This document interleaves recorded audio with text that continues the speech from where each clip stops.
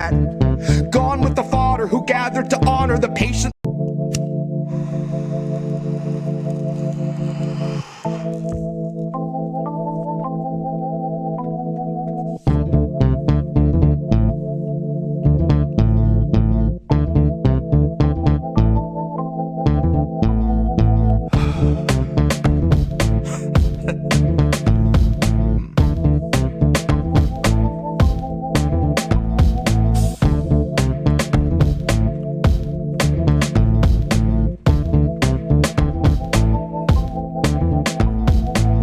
Of the free, and you'll know us by the trail of dead. It's just one more world war to complete the set. When you live by the pike, you die by the pith. You die wide-eyed, still pleading the fifth, or crying divine epithets in pathetic attempts at defense. All empathetic for those on your side of the fence. Well, I'll gladly put you and your legacy into an alternate tense of faltering senses and altered events. Like hun, it ain't a hearse, it's a reaper's stretch. Ah, how sweet, she said. Bunch of hordes in the street like it's Evil Dead. Where the thin blue line meets razor's edge. And where the corporate ladder ascends to a steel-toed boot that awaits on the ledge. You'll be licking it fresh at your boss's request till it stomps each finger and watches you fall to your death. And drown in an ocean of debt. Gone with the fodder who gathered to honor the patient left, who purity tested themselves into sections, step by step till the next election, when it's just one them and the sound of their well-read theorized breath. That's harm reduction for the lowly cost of you holding your nose and just openly buying the theft. Maybe that's all in the flick of the pen. Maybe we're all one unmarked van from a trip to the pen, being guarded by pigs who exist on a diet of dying breaths of much worthier men. Honey, heaven's expecting you. Just don't get too hung up on who they let in. Just look up at the shine of the pearly gates. You don't need to worry if there's lead in the paint. You don't need to worry if there's lead in the water, lead in the milk, lead in the honey, lead in the caustic embrace of the Heavenly Father. Lead is the flavor of passive perpetual slaughter. Lead is the taste of us led to the ledge by the lure of the legend of expert consensus, and then beckon to stretch it just one step farther. And I hope all the folks who were boastfully gloating and toasting themselves as the heroes of COVID for boosting their boosters and doing their part are now equally thrilled to be starstruck martyrs. All laid in a government grave with anonymous markers, like you're back from the carvers and off to the splicer. You're the very first wave to be slain in the war against Pfizer, that 100 years war against Pfizer. They are thinning the crowd that is striking right now to bleed adequate pay from those inhuman misers, who all sit in their office and designate coffins to people regarded as nothing but profit for Kaiser. Still the Dems want you nicer. Dems want you softer. Dems want you kinder. Yeah, they all want you graciously starving in silence. You will speak when you're spoken to. Rest of the time, you and all of us peasants are merely depressing statistics neglected in Congress's binders. All bled, bone dry, then fed to the grinder. Our headstones line each step as reminders. That's a lesson in object permanence learned in the furnace by workers consigned to the fire. Workers bled, bone dry, then fed by the fed to the grinder.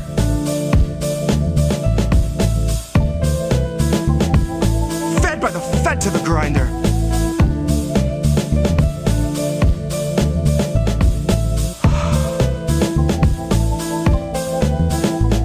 Now the fed went straight to your head. Mind what you hide and your size unsaid, and your eyes turn blind to the signs unread.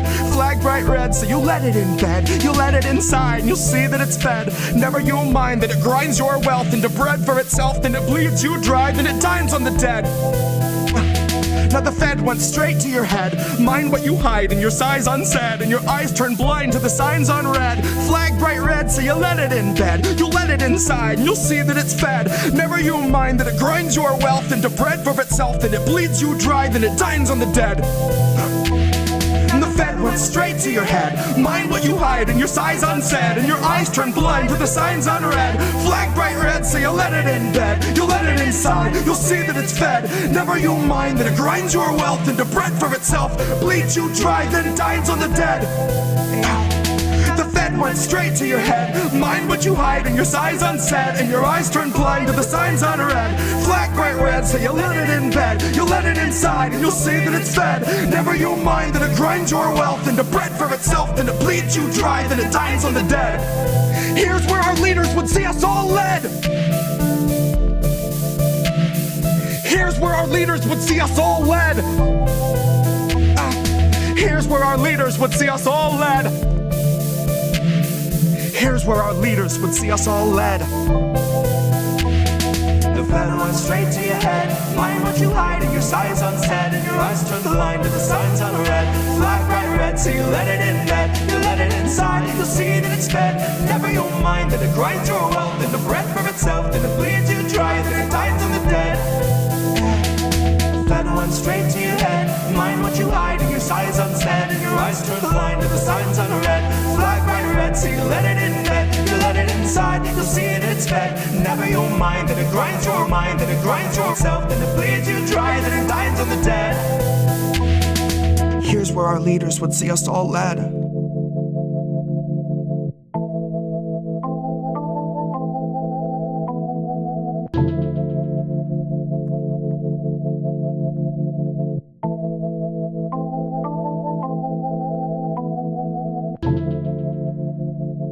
Just an off-the-cuff chat between you and me.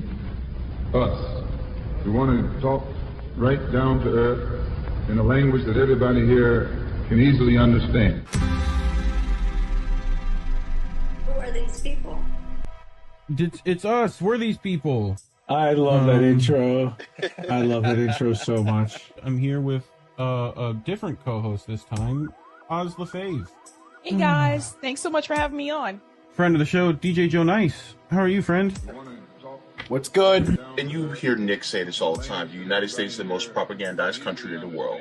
We are so fucked, you guys. Again, I'm sorry for being cynical, but seriously, No. we're fucked. We are Right. fucked. We are well and truly fucking fucked. Just appreciate all the work that you do and the platforms that you all are providing.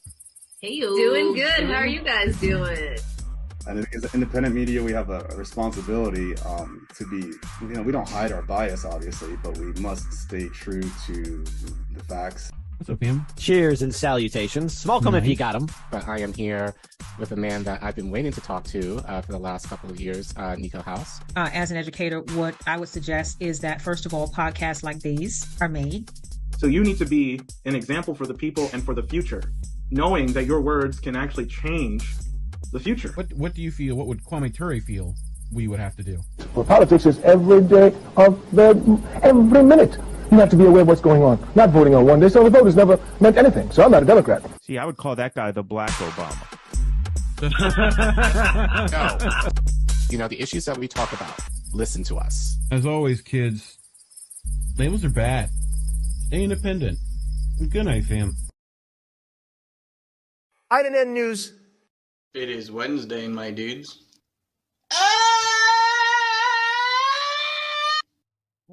What up, fam? Getting our shit together. It's INN News. It's me, Reef. That guy's Collin, I think. I think that's Collin over there. I love you according to what I can see. There we go. There you go. Thank you. Twidget's telling me I gotta go activate that. You stupid Twidget.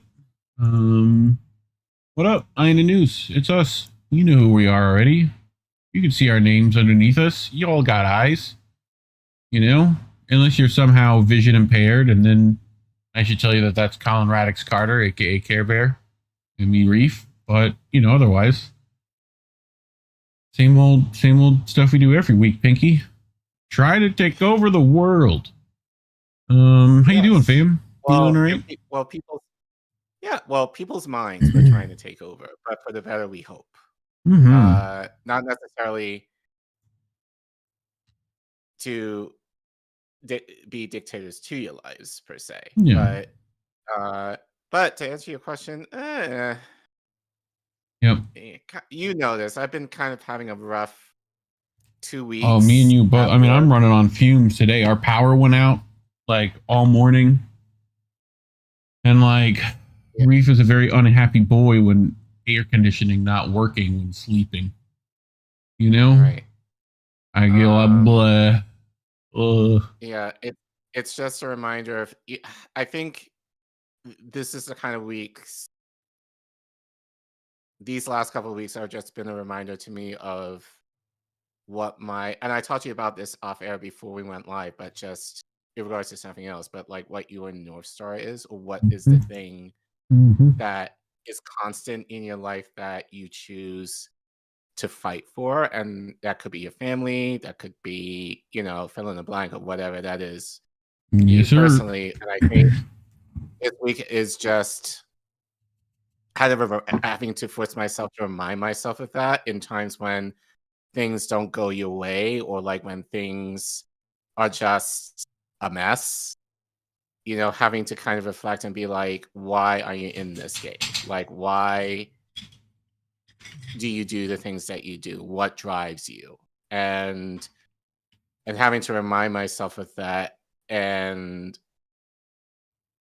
having the courage not to quit.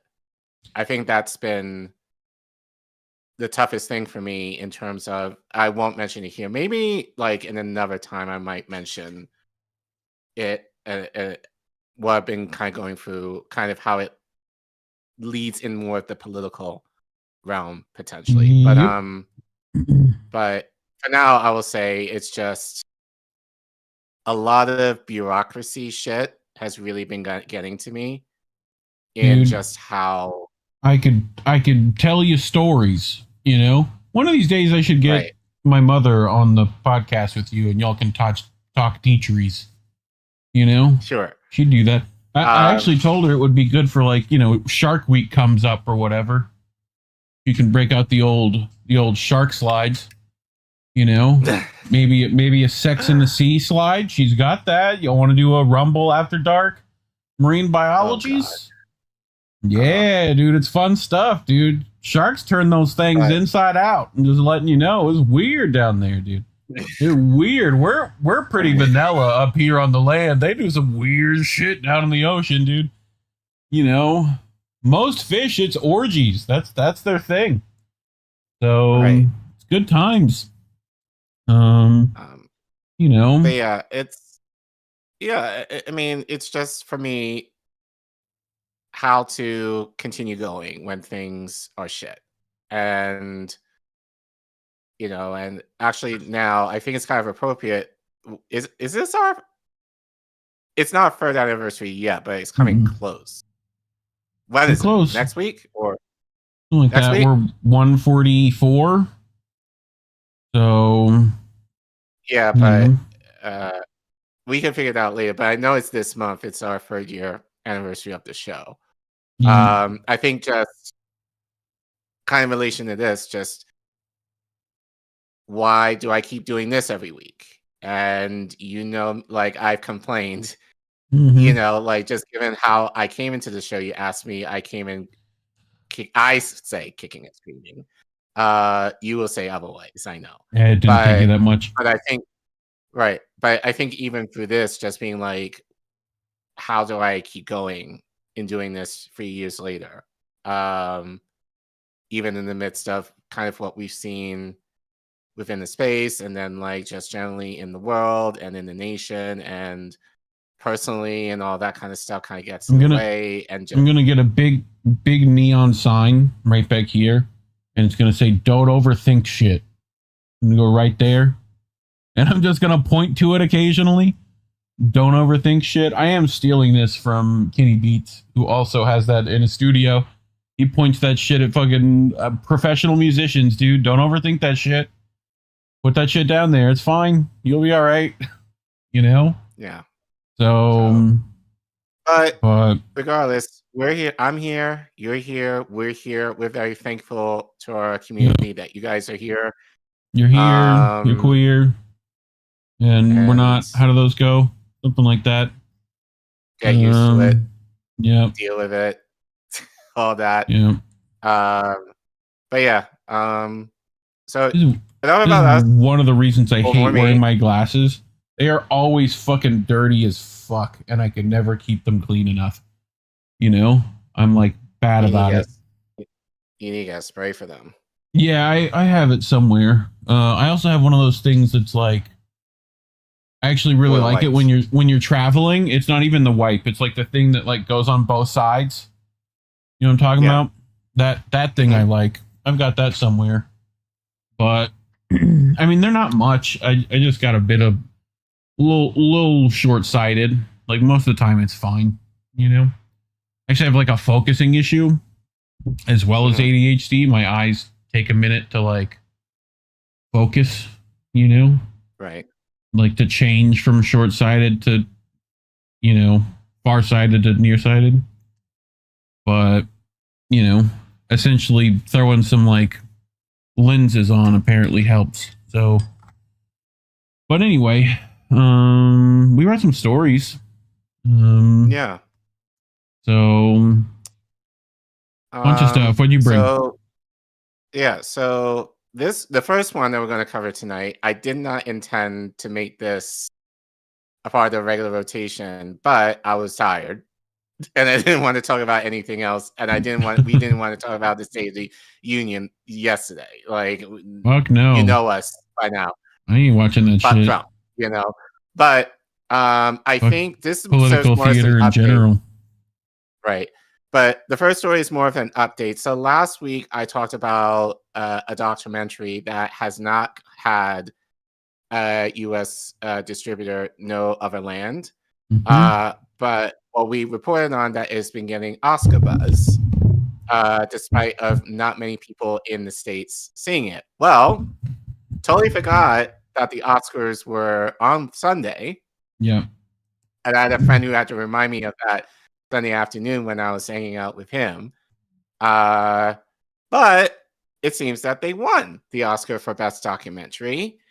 And I did not say this last week, but I had questions regarding this whole thing. Look, as far as the documentary in of itself, no, but I definitely had wonderings regarding, like, how is it getting any press at all, considering the fact that it's based around situation within the West Bank that has been somewhat suppressed in the media. Luckily, your boy gets the goods. I gets them. Yes. So, I got the goods. Yes. So, and I saw online that gonna kill some hopium. Apologies. Right. I didn't say anything last week because I think the focus should have been on the documentary itself and given the lack of distribution in the States. Yep. But now that it has the Oscar, now we can cut it open. I think more questions. I think for me personally, though I didn't say it, I had, but I saw people online that also had some concerns, I would say. So we're going to update you all regarding all of that. I got some heavy hitters. So tell your friends later. So that's our first story tonight. Yes, sir. And then later on tonight, we're going to talk about that guy right there. Yeah, John Legend. Well, not really. He's kind of the pull to the story that I do want to talk about, which I think is way more important than anything he does, which is a shame because once upon a time I used to like him. I will admit it, I used to like him. But then like I figured out how shitty he is, but like especially since he was I think he was a political science major, I believe, in college or whatever. So you know, so I learned more about that fairly quickly with him, and I've just kind of been more turned off as my politics have evolved, and his has evolved in a very different way from us, for sure. You mean he got Bill Gates, WEF, you know, like connections fucks you over? Funny how the celebrities work like that, right? You know, but this got my attention in regards to what's happening in Congo. Now, I've seen some reports on Congo. I have not reported on it because and I will say this later, this whole genocide in Congo, as we say, as with any story regarding humans, is complicated. And it's definitely a very nuanced issue that doing it in one segment is not going to do it justice. And I'm going to say it right now, just in the little research that I did over the last couple of days, I kind of realized very quickly, we definitely need to spend more time on this. A lot of missing dots. Right. Especially since, surprisingly, I don't see a lot of independent journalists reporting on Congo all too much, at least as long as I've been aware of and been using more of the publications that we feature here quite a bit on the show. So it's definitely something, though, that being said, that I want to kind of look into more and definitely want to share with you guys a little bit more. Obviously, Palestine is a huge issue. No problem there. But Congo is also just as huge an issue that should be reported on as well. But so that's how this story got my attention. I believe I saw this story on Twitter regarding how John was scheduled to perform at a concert in Kigali, Rwanda, and he got criticized over that, given how, I'm going to say allegedly, Uganda is complicit and is aiding what's happening in Congo right now, that he just kind of downplayed. How did he downplay it? We'll get into later. So he's really more of the hook for you guys to kind of, hopefully that segment will kind of get your feet wet in terms of understanding a little bit into what is going on in Congo. But I will preface that it is going to be something I want to dive into more with you guys, if you allow me. But having that more nuanced look that I think we've done in Palestine, kind of doing a similar thing in Congo as well. So we'll get more into that later, though. And what do you bring me? Well, funny you say that. We're going to go back in time. We're going to go back in time when we're going to look at little mini-me reef. Right? Back in the Dizzy. And in a little town called Immokalee, here in Florida, around Naples, Florida. People know where that. Apparently, right? Correct. It was elementary school for me, pre-K elementary, that kind of era. Till like literally. Now, for context, give me a grade. major city in Florida where that's near. It's near Fort Myers. Okay. Right under Fort Myers. But most people would know Naples now. It's pretty big enough for people to know where that's at. It's probably 30-40 minutes outside of Naples. It used to be, at one point, it was the poorest city in Florida, Immokalee, right? And we're going to talk about the migrant workers that would were housed there and the things that they go through. So particularly the Haitian and Mexicanos and Cubanos and all the fun, immigrants that Florida has to offer. But I have very fond memory of this area. It's the area I used to live in specifically, because like you can't afford to live in Naples unless you've got like gajillions, right? I mean, I remember specifically there was like multi-million-dollar homes people bought and then demolished for the real estate, Right. So like that was a thing that was done there. Also, at one point, Naples had the most golf courses on record to be built, like out of anywhere else. So that could tell you what's up there, and the demographics. But Immokalee was where it was at. I was living out there, right next to the Panther Reserve. We'll get specifically where in the segment, but yeah, I brought that, and then I brought friend of the show, Vanessa Beeley, wrote an article about her experiences at the NASRALLAH funeral. I'm going to bring that, as well as other friends of the show, Fiorella, Marwa Osman. A couple of people were there, and we're going to kind of wrap up this this big event that happened in Lebanon. So, you know, nice to get some perspective, and I don't think we see this a lot.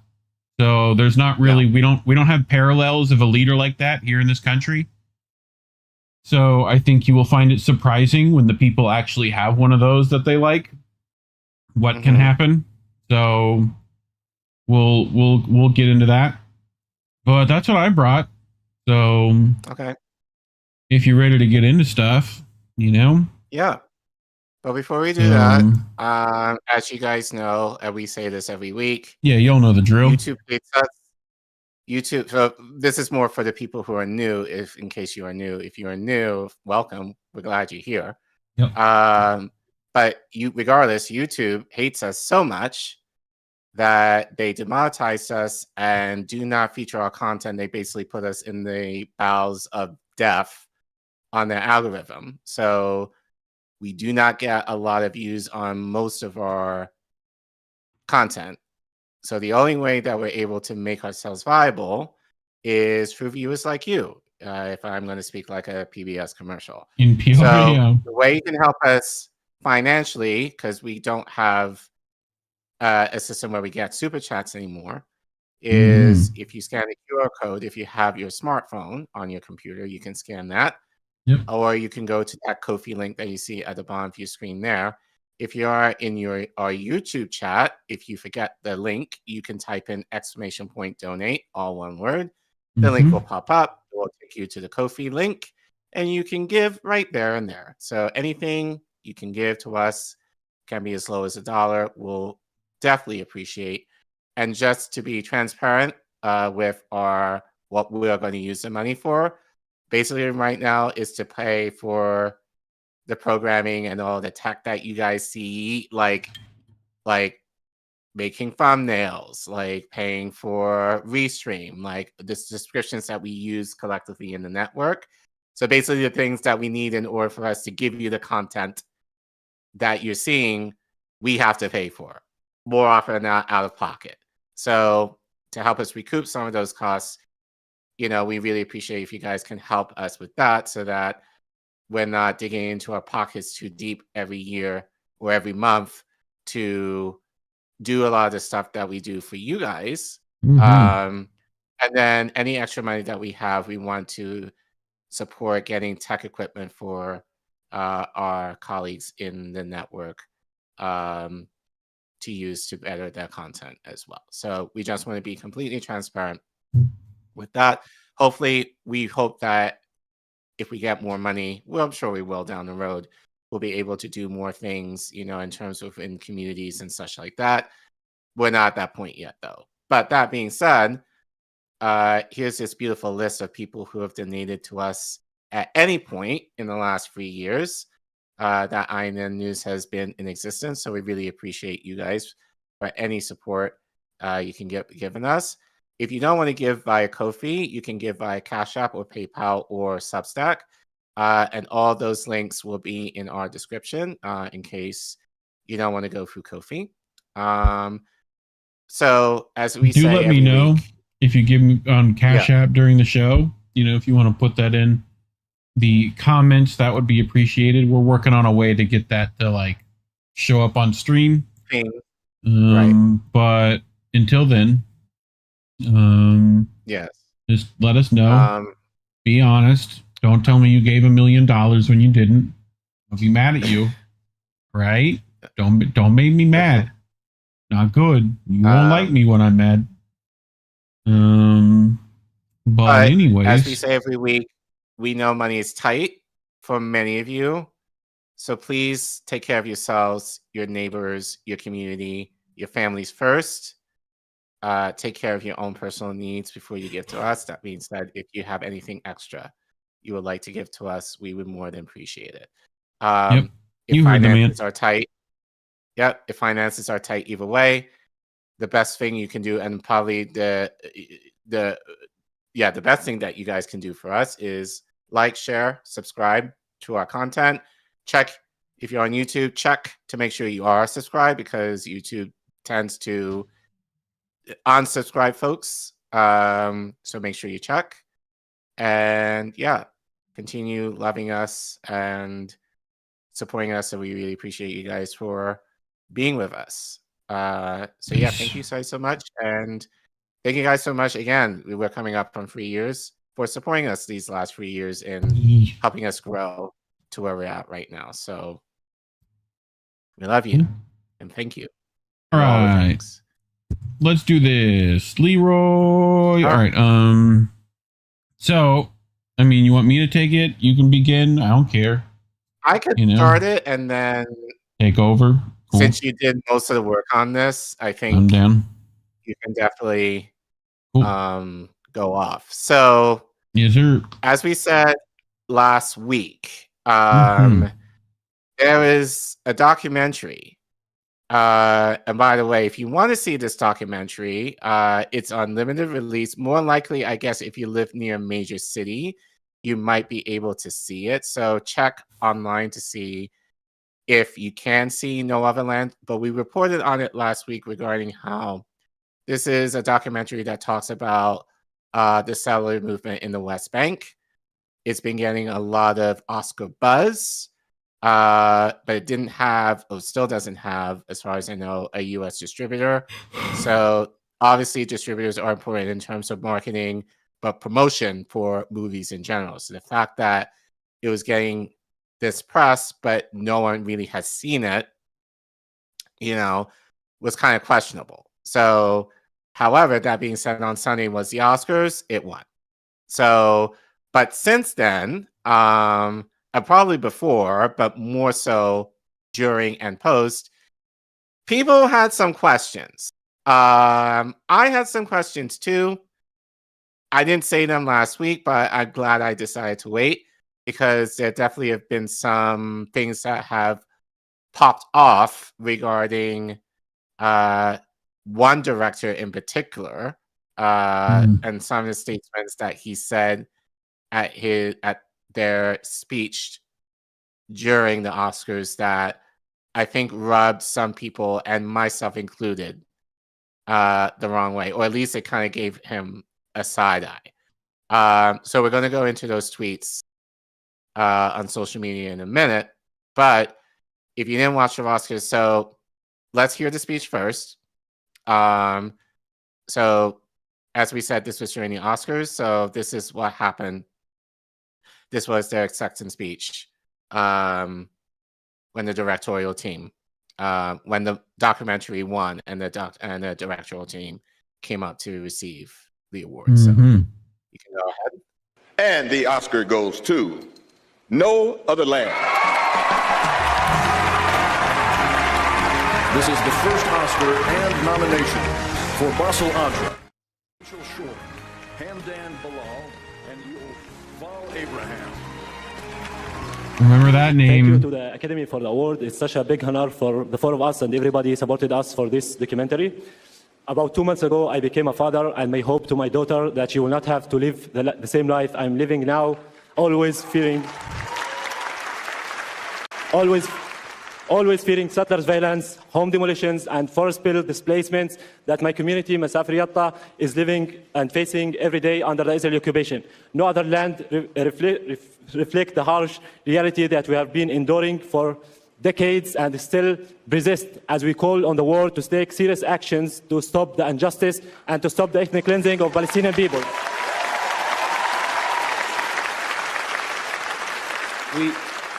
We made this film, Palestinians and Israelis, because together our voices are stronger.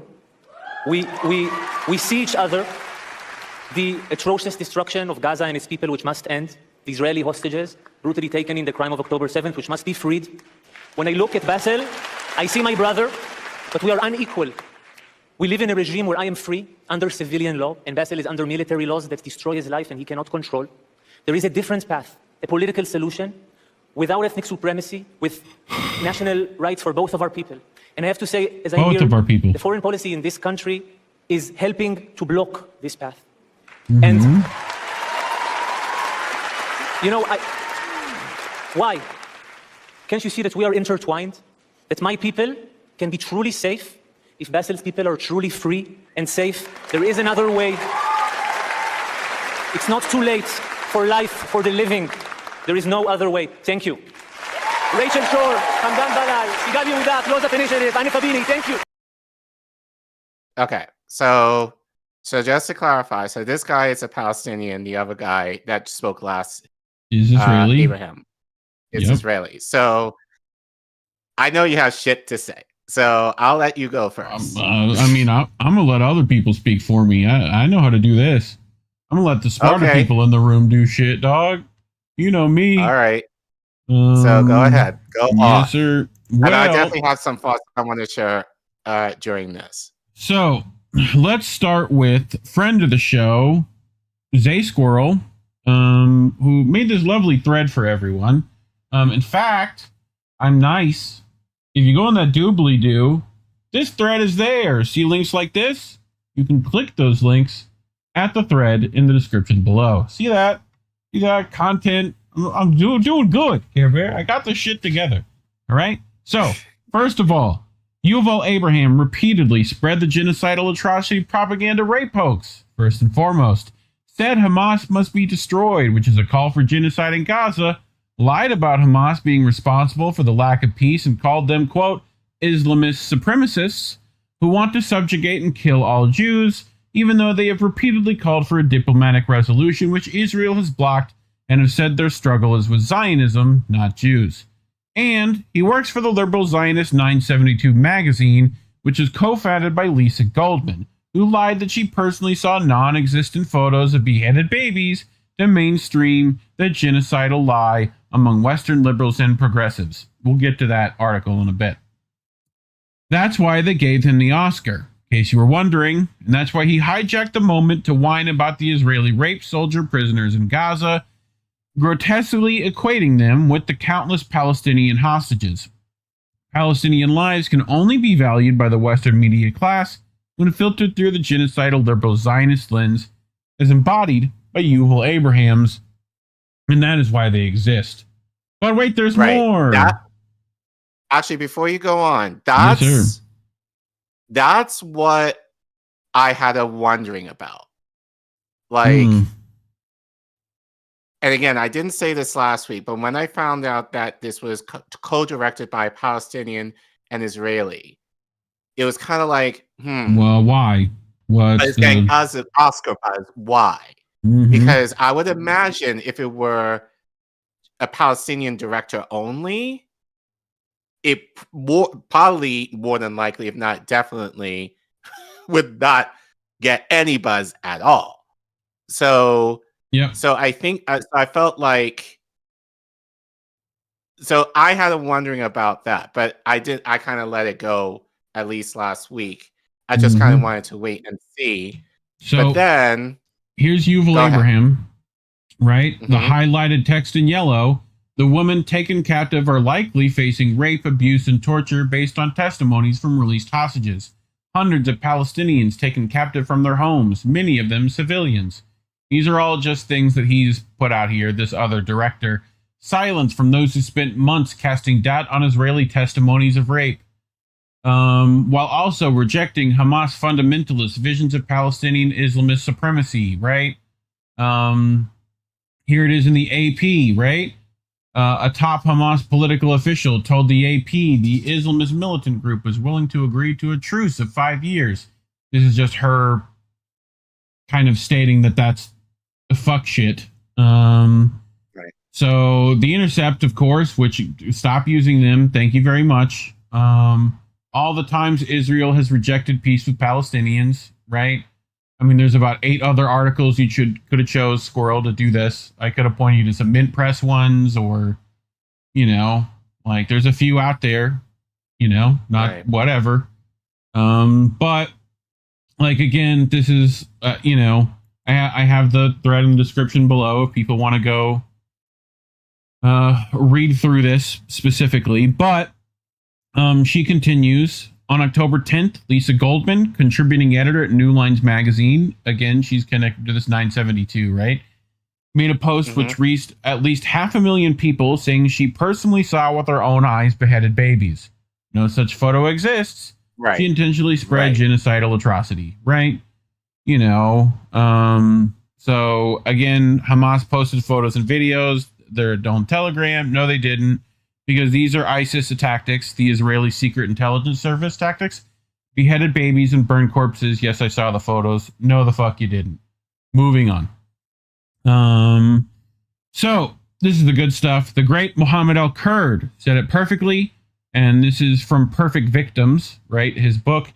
Take the genre of Israeli and Palestinians making films together. Funny. The Palestinian filmmaker chaperone to the film festival, allowed on stage as their authoritative co-signatories, charismatic sidekick. No one, not the producer of the festival, not the columnist writing review, seems to care about the content of the film. Whether it is good or garbage, what matters most is the film was co-directed. A mode that satisfies read that, libidinal, I think. Just weird because it's hyphenated there. Libidinal urge in the viewers. They eavesdrop on a forbidden conversation, a titillating reconciliation between the slayer and the slain.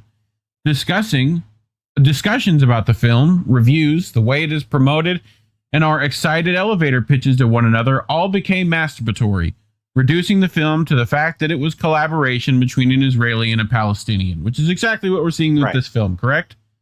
Right. Yes. And that, right. And as I said, it's like, it's kind of the liberal, it's kind of like the equivalent of the two-state solution narrative that liberals push. Oh, we'll get to that. I felt like kind of was subliminally trying to be pushed here. Like it's the idea of like, look, here's an Israeli and a Palestinian, they're able to work together, so by association, you know, Israelis and Palestinians can essentially live together in peace and harmony. Yay! That's kind of that's the very next sentence. Trick. That's kind of the trick that I think they're using here. Whereas I felt with Abraham, and we've played clips of in the past, and I forgot the name of the actress who called out Zionism back in the 70s, and she got booed off like the stage essentially. Like he didn't mention the core issue, which is Zionism. It's not Hamas, and it's not October 7th. It's the idea of Zionism. Like he perpetuated himself as a victim, where I feel like if you're an ally, allegedly, it shouldn't be about you. It should be about the oppressed and you wanting to assist the oppressed, not try to uplift yourself. Because he mentioned like how, right? Because he mentioned how, oh, we've been oppressed too. In what way, sir? Yes, we'll get to that. So, but go ahead. Fulfilling the viewer's fantasy of a happy ending to an otherwise miserable story, we turn it into a fetish. Couldn't agree more. So, also, as Louis Alday pointed out, Yuval Abraham's AI stories. We read that story, right? I do believe, or at least parts of it, right? Whose co-founder, Lisa Goldman, laundered the 40 beheaded babies hoax, are designed to absolve Israeli rape soldiers from criminal liability, right? I mean, they put it all on the AI. It's a bit of both, you know, which is what we said then. But Louis Alday writes that 972 AI piece is suspicious, not only because of that publication's track record, and as it could have been published without Israeli military sign-off, but because claiming targeting is happening with no human input seems like an obvious attempt to avoid accountability. Which is exactly what we said then, right? So the 972 AI piece is suspicious. As others have pointed out, even though it acknowledges the killing of families, it falsely portrays their killing as only having happened in order to kill a fighter. So it's both mitigating and obscuring the extent and intent of the genocidal killings too. So just as an aside, this article specifically, right? Bomb the area, gas the tunnels, yada, yada, right? So, again, Louis Alday, further limited hangout style reporting from 972, which insidiously perpetuates the fallacy Israel was targeting Hamas commanders and inadvertently killing civilians, I would say advertently, and destroying residential blocks rather than systematically targeting them in a deliberate campaign of genocide. Correct, sir. So, I also wanted to point out, for the people not in the know, I like to bring definitions occasionally. Limited hangout is a strategic deception tactic used in intelligence, politics, and media where an organization or government releases a portion of the truth, often something that appears damaging, to deflect attention from more significant hidden information. The goal is to control the narrative, appear transparent, and prevent deeper scrutiny. How many times do you see that, huh? You want to tally that up for me? Okay, just making sure. So, friend of the show, Asa Winstanley, Yuval Abraham's articles for 972 about Israel's AI targeting systems are such an obvious limited hangout. I don't know why more people can't see this. Those articles obviously benefit Israel. A, free advertising for the sales of AI to other militaries overseas. B, shifting blame in world courts from Israelis for the genocide to the AI. That's why the military censor approved those stories. Like all Israeli media is subject to strict censorship for the Israeli military censor. Sometimes they also just put shit out to scare you and to scare Palestinians. That is a thing they do. Mm-hmm. And I've mentioned on the show as such. The guy also pushed the Israeli lies about Hamas rape, and so is obviously not to be trusted. Just because right-wing Zionists are attacking him doesn't mean we should pray him. God, just take off the word Zionist occasionally on that, and that could go for so many things, right? And same thing if you just put left-wing there too. Same thing. Just because the left-wing hate them, yada, yada. Y'all know how it works. Right. The Zionist right always hates the Zionist left, but both sides are equally genocidal. The Zionist left, based on their track record, are arguably even more genocidal. Funny how that works. I mean, it's just I can't even call it a distinction at all to me, but a distinction about a difference nevertheless. Correct, Amundo. So, back to Zay Squirrel.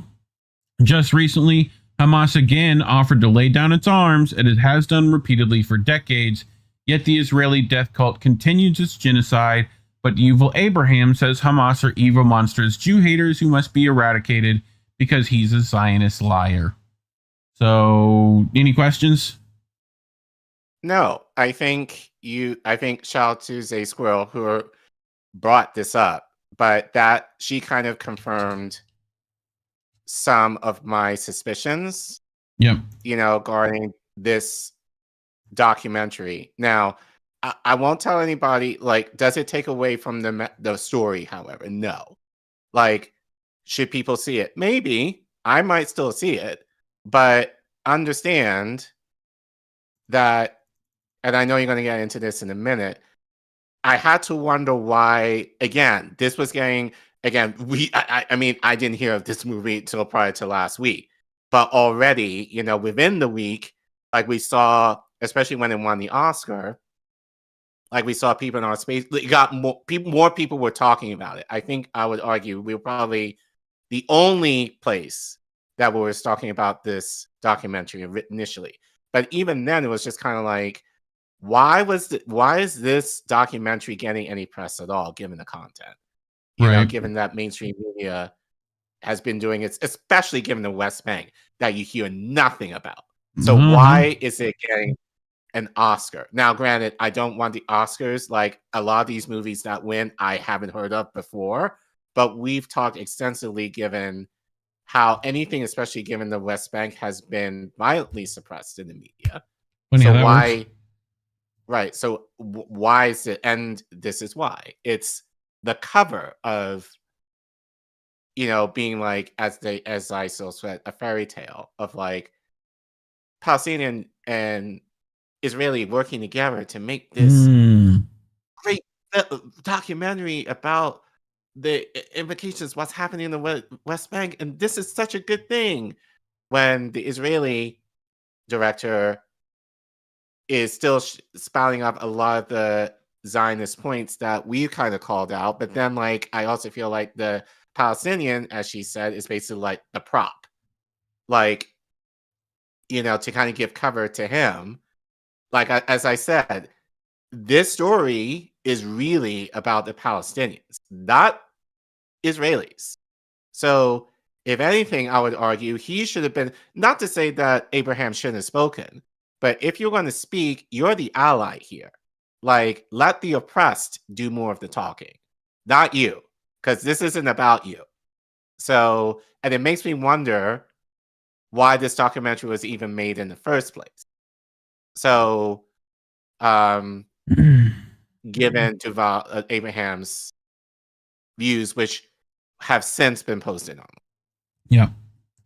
Well, the other thing where we've had this on the show, right? But it definitely wouldn't come up in normal media. You know, there's only certain Israelis allowed to come up. So you know this guy. You'll never see an Israeli like Miko Peled in Western media being lavish with praise because they're anti-Zionist. You only see Yuval Abrahams who use their status as liberal progressive Zionists to all the more effectively lie and launder their genocidal propaganda. You want to see why? Go ahead. But before that, we did an interview with him over a year and a half ago. Who are these people? Hey, look at that. Oh, thank you, Kate. Oh, Kate, so sweet. You know. Thank you for. So she said, "I want to hear the old lady guest Pelosi say the thing. You know the thing." So thank you. You know the thing. But you know the thing. But Miko's father was an IDF officer. Mm-hmm. So His the book idea titled that a child, The Son of Israel, I think, right? Could be wrong. Something like that. But like, but the fact that he, now an anti-Zionist, is speaking out against the occupation. I mean, other than like being here, and I know he's been on Savvy's show. I know he's been on Bad Faith. He's made the rounds. Right. And he's DC based, so I've seen him, not seen him, but I know he's done some lectures in DC. But other than that, like, I have not seen him at all in mainstream media. I mean, we had him on like before October 7th, and I'd love to like pick his brain again. Right. But I mean, this is why. Especially Imagine I thought we did an awful interview with him personally. Yeah, we didn't know a lot then. Now. I don't think it was that. I don't think it was that awful. We were seeking to understand as we still do. But you know, now we know a lot more. But this is, imagine seeing this at the Oscars. You know, there is no good Zionism. It's a racist ideology. It's a violent ideology. And don't believe me, look at Palestine the last 100 years. That's Israel. There is no other one. When Israel massacres thousands of people in Gaza, Israelis can stop it immediately. You can have 100,000 Israelis on the streets. Nobody will get shot. Where are they? Where are these Israelis? When did they ever come out? I mean, many. I don't mean 10 in Sheikh Jarrah. Everybody knows what happens when you drop a 1-ton bomb in a residential neighborhood. You don't have to be a genius. You know people will die. Israel is a democracy for Jews. And who do they vote for? The same people over and over and over again. Does it matter if it's Gantz or Netanyahu? There is nothing to justify, nothing to excuse what Israel does. Nothing to excuse what the Zionists have been doing in Palestine for 100 years. Nothing. When they bomb Gaza, you can hear it in Tel Aviv.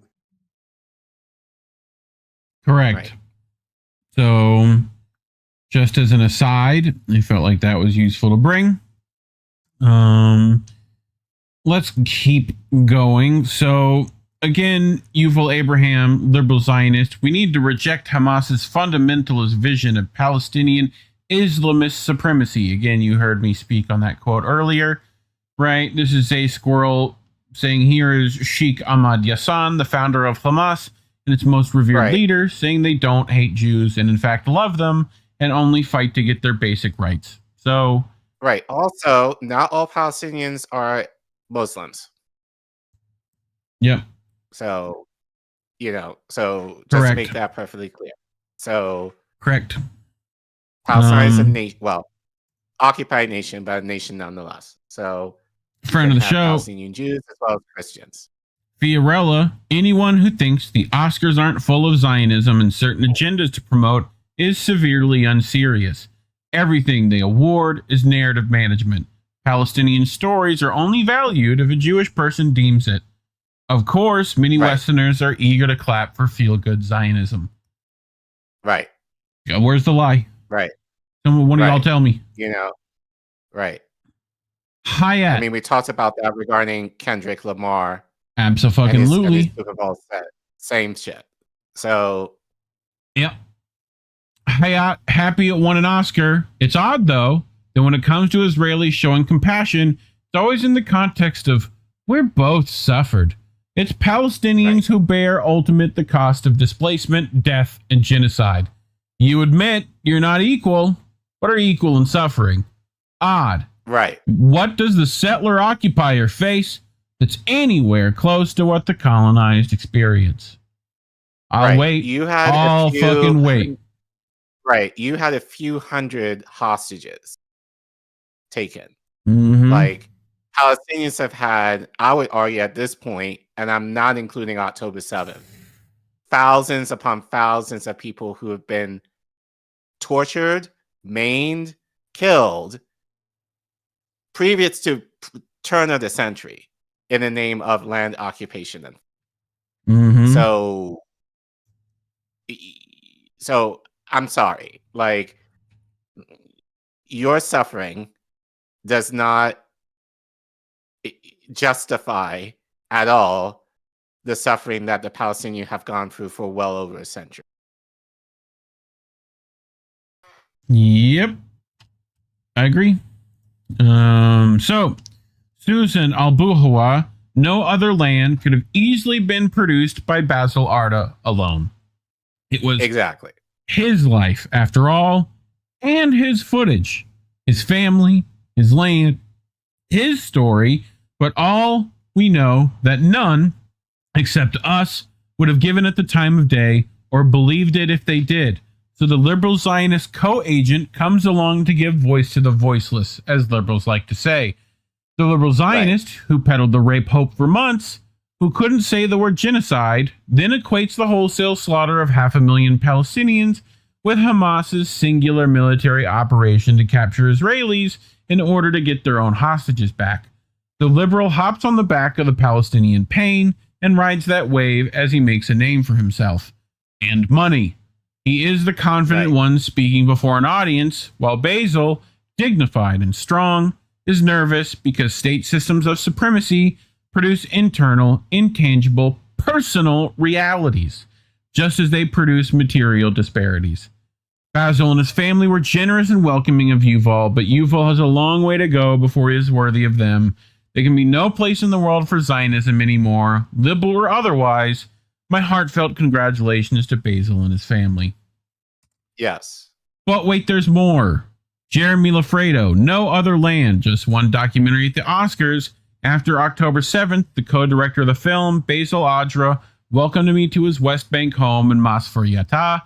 His cousin was shot in the stomach by militarized settlers just weeks before. My cousin was praying in the mosque in the village right there. While they were praying, 2 settlers and 1 soldier came in from the outpost of Havat Ma'on inside a family home. At that moment when he ran with his gun inside the house, all the women and children in the house, but on the street, like the kids were playing, start shouting and screaming, very scared. So the settler waited for 1 minute maybe, and he walked down toward the people, and then he hit my cousin with his gun on my cousin's chest, and he went back 1 meter and shot him the bullet entered the hand to the stomach. And this happened in 13th of October. Until today, my cousin is in the ICU, he was in very critical situation in the hospital. He bleed a lot. You can see the soldier in the background of behind the settler, just did with his hand like this, waved. And they walked together toward the outpost after shooting my cousin. So when they're talking about personal realities, That's what they mean. Right. This has real world ramifications for that guy. Abraham's not going to have that. Not to that degree. Right. No. You know, he might get some pushback, you know, but he's not going to lose many family members, I don't think.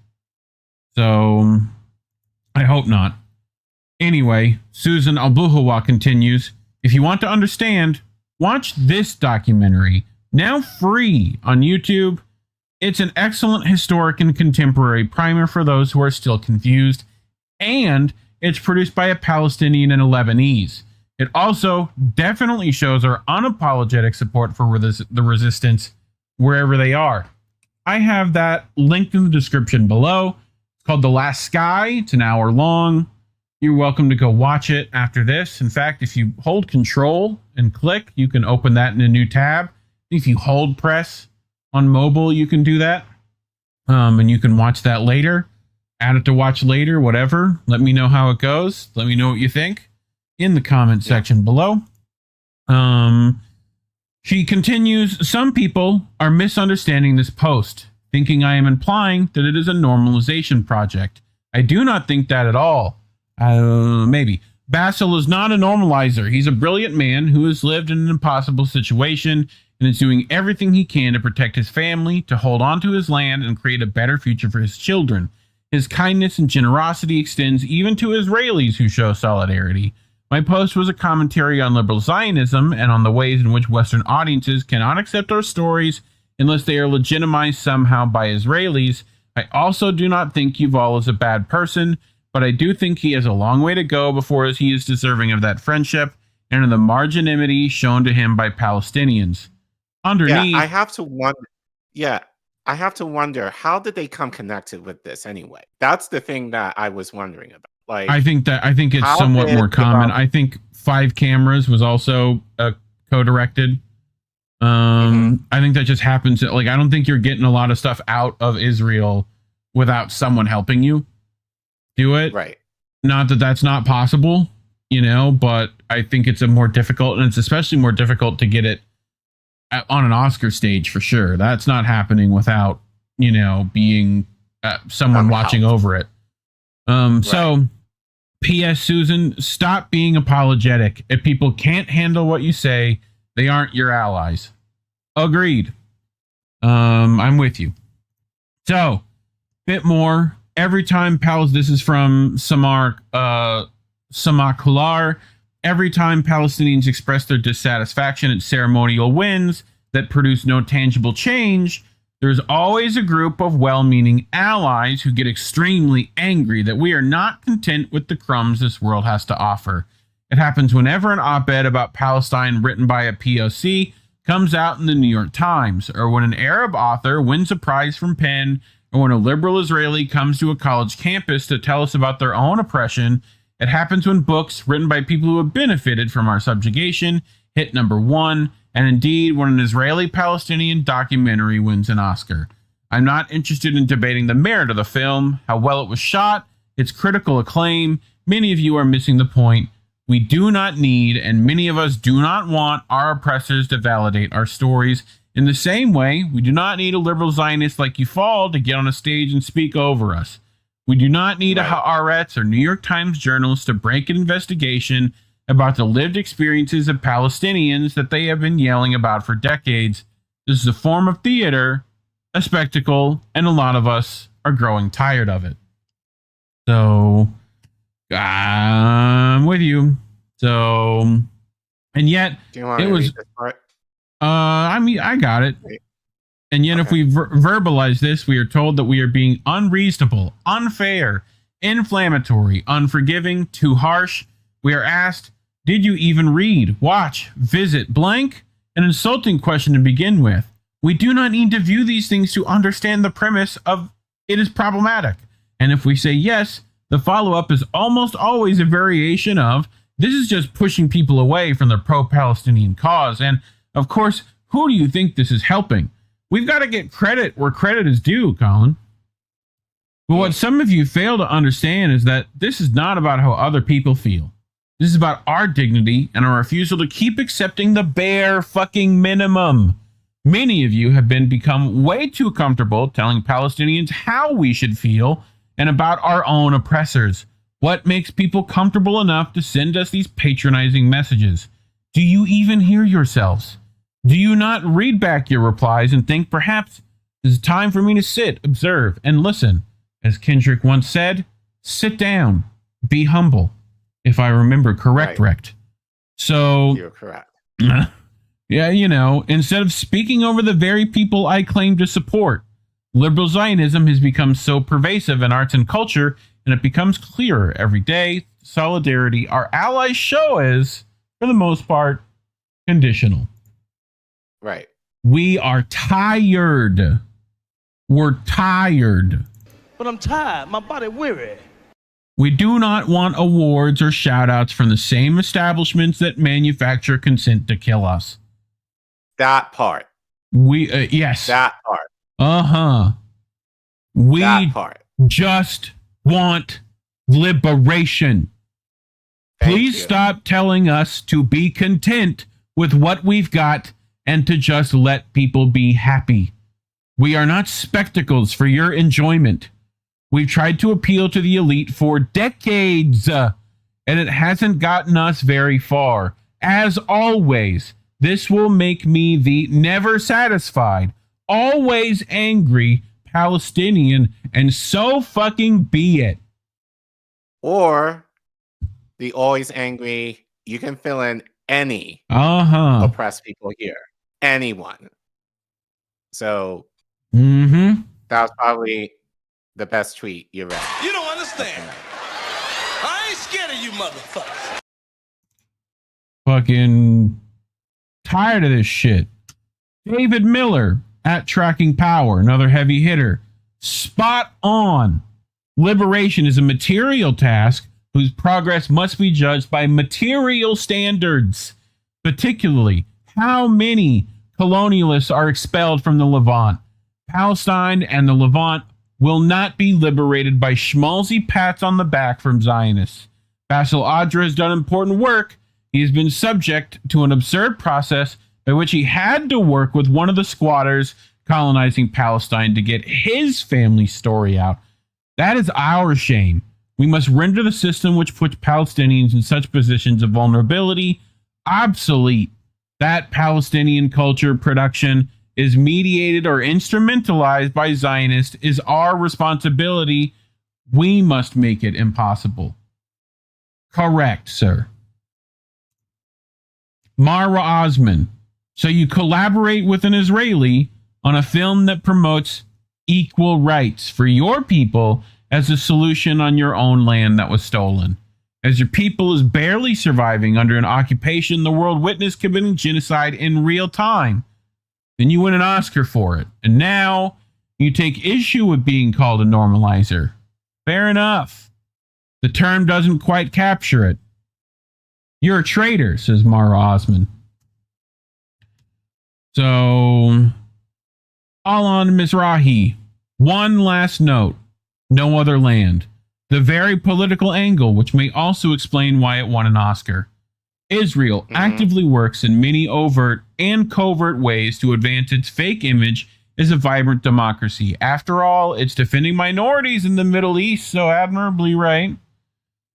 And while most people will not watch the movie, and any discussion of its meaning will either be strictly forbidden or carefully manipulated and controlled in the West, the very existence of such a movie will serve as a Hasbara asset. You see how pluralistic and open we are. We're allowing very critical voices to be heard. If you were looking for an explanation why such a production rose to such prominence at such a bizarre timing, this may be your safest bet. It promotes Israel's image while purporting to criticize it, and also helps the Zionist paranoia camp to claim that they don't run Hollywood, and that there's so much anti-Israel hatred among Western elites. Finally, this movie and others like being in the limelight for a second lets moderately critical voices feel like something is being said and done when it's just a well-controlled illusion. Duplicity is always part of the game. What we see in the mainstream media culture is always a manipulation attempt. Any questions? Just don't forget the 190th rule of acquisition. Hear all, trust nothing. Any questions? Do I louder for the people in the back? Isn't necessary. No. Any closing thoughts? Look, we can't tell you what to do. If you want to see this documentary, I'll tell you what to do. If you want, well, if you still want to see this documentary, I say go ahead, because again, it's not really about Israelis. This is about the Palestinians and their story. And I think given, you know, the work that they try to produce with this, I still think it is worthwhile. But you have to understand, they wouldn't allow this, the light of day, more or less getting an Oscar without there being a reason for it. Like I said this kind of like, and I'm going to joke here a little bit, but I kind of mentioned like Beyonce a few weeks ago that she was at the Grammys. That bitch never goes to the Grammys unless she knows she's winning shit. Mm-hmm. So, you know, that's how she operates now. So that kind of shows, even like all these award shows, these mainstream, they're fixed. So it's just a feel-good moment to have this feeling of, oh, I think this is how I kind of interpret it. It's just a feel-good moment for people, especially like if they're on the fence, like, as you said, the liberal Zionists who kind of understand, who kind of want it both ways. They want the idea of Palestinians to be free and all that, and two-state solution and all that. They still want to maintain the idea that they still deserve the land that they're trying to occupy. So this is just a feel-good moment for them mostly, that, oh, like, here's this movie that we can watch because there's an Israeli who is a part of it, but he still kind of wink, wink, nudge, nudge, understands kind of our situation, and he kind of called it out. But like, here's this Palestinian mascot, you know, that he's there, so everything's okay, right? No. Like, as I said, he's an ally. If you're an ally, and I'll say this just generally for our audience, I think you guys know, but to anyone who might be watching this in the future, if you're an ally, the shit that you go through, your personal shit, is irrelevant. What your job is to uplift and magnify the people who are being oppressed. This isn't about you. This is about them. So if anything, Deval should not have said what he said, or at least if you were going to speak, go first and let the other guy speak after. And even with that, if Deval wanted to speak, and if you really cared about the issue, you should have called out the very ideology that you still promote. So this is obvious to me, and I kind of suspected this, that there was, even in reporting on this, it kind of felt kind of funny, like, why is this movie that no one has heard of up until a few seconds ago is suddenly getting Oscar buzz about the West Bank? And now, given the tweets, so thank you, Reef, for kind of putting this together. You know, we understand why. So why? I say this in caution, not caution, but be aware. If you're gonna watch it, watch it for the Palestinian cause. You know, and support the Palestinian who did, I will argue, all the work. You know, if you want to look at it that way, perfectly fine. You know, but just understand, as in one of those tweets, and by the way, I think you should clip that. Like, just for editing Reef. Like, Palestinians, all they've ever wanted was liberation. You know, that's the prize. That's the grand prize. And that's how we should be speaking when it comes to their situation. Not ceasefires, not necessarily food. And we're going to go into that with John Legend later. You know, like, they want liberation. They want freedom. They want autonomy. They want self-sufficiency. Which, funny enough, that was kind of what Kamala was saying. It kind of, but she wasn't meaning it in a way that how, like, Kwame Ture or anyone who talks about liberation is going to talk about it. So So keep that in mind. But Yep. But appreciate you, Reef, for pulling this. But this is why some stories like this and others that we do are demonetized. So if you want to support us, that we're able to produce content like this, here's what you can do. If you have a smartphone, I'm not going to command anybody. No, but if you want, because I'm more inviting, if you would like to support us financially, if you have a smartphone and you're on your computer, scan the QR code that you see at the bottom of your screen, or you can type in the Ko-fi link in your browser that you see on your screen there, or if you're in our YouTube chat, feel free to type in !donate, all one word, and the link will pop up, and you can click on it, and you can give to us right there. Money, please. That means that we know that money is tight for you all, so the free and probably the best way to support us is through word of mouth. Like, share, and subscribe to our content to fight the suppression that we get on YouTube. And make sure you leave a comment. Are you planning to see this documentary? Like I said, it's in limited release, so check online to see if it's playing near you. If you see it, let us know and tell us what you think. What do you think of how Abraham basically upstaged his co-worker in order to kind of subtly promote the Zionist cause over the cause of the Palestinians and the liberation that they are seeking? And let us know what you think about these tweets and the critiques that people online have said. And again, this is not necessarily about the documentary per se, but the cloud of Zionism around it to kind of, give almost like the appearance or the illusion of, as I say, a two-state solution situation, which is not what Palestinians want. That's not what Hamas wants. That's not people who are supposedly for Palestinians want. Who are these people? Hey. Oh. Thanks, Sean. Appreciate you, fam. Thank you, Sean. And thank you, Sean. And also, go watch that other documentary I left in the description below. Go do that, please. Yes. Let me know what you think of that. Yes. Thank you very much. Yep. Tell them we sent you. And thank you. Yeah. Thanks for watching, fam. And thank you for watching. Thank you.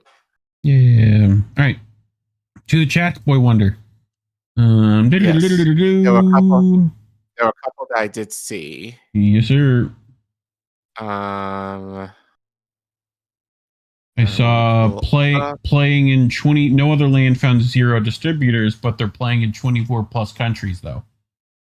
Yes, Trophy. We talked about that last week. You can watch it. Europe is fine, and it's on streaming services right now in Europe. Yeah. It's not being viewed on a wide scale release here. That's the issue. It's more or less. Also, while you're watching documentaries, John Pilger, right? John Pilger's documentaries still are out there. They're all up on his website, I do believe. Rest in peace. So Steve Gill said over 1.5 million, I guess, Palestinians since 1948. So I guess the number of lives lost. Yep. Due to the occupation. So thank you for that, Sean. I think there was one more. Hempcar over on the Rumble left quick 101 of Israeli crimes. And the If Americans Knew, put some stuff in there. Go over on the Rumble and look at those resources he put in there for you. Very nice. Yes, you were saying? So for Natalie Williams, to be honest, I hadn't heard of any of these movies. You and me both. Up for the Oscars this year. Also, I no longer care. Yeah, the last movie that I saw in theaters was Black Panther 2, which was almost 2 years ago. So you uncultured swine. I've just never been one to go to the theater to watch it. I don't watch movies, period. So you know this about me. I'll fix you. It's okay. I'll get you. I'll make you a movie snob like myself. No, you don't need to fix me. Thank you. Yeah, we're gonna watch Blue Velvet. It's gonna be fine. But so Natalie Williams, what was the name of your documentary Reef set to see? I will let you know very quickly. It is The Last Sky, a film by Nicholas Hanna. Again, that's in that description below. It should be in that little article section. You want to find the link for that. I left that down there for you. And I think, what was the BBC documentary? How to Survive a like ethnic cleansing or something like that. Someone let me know. The one that's like the BBC band that got the kid in trouble, the narrator. Someone will know. Someone will tell me. Yeah.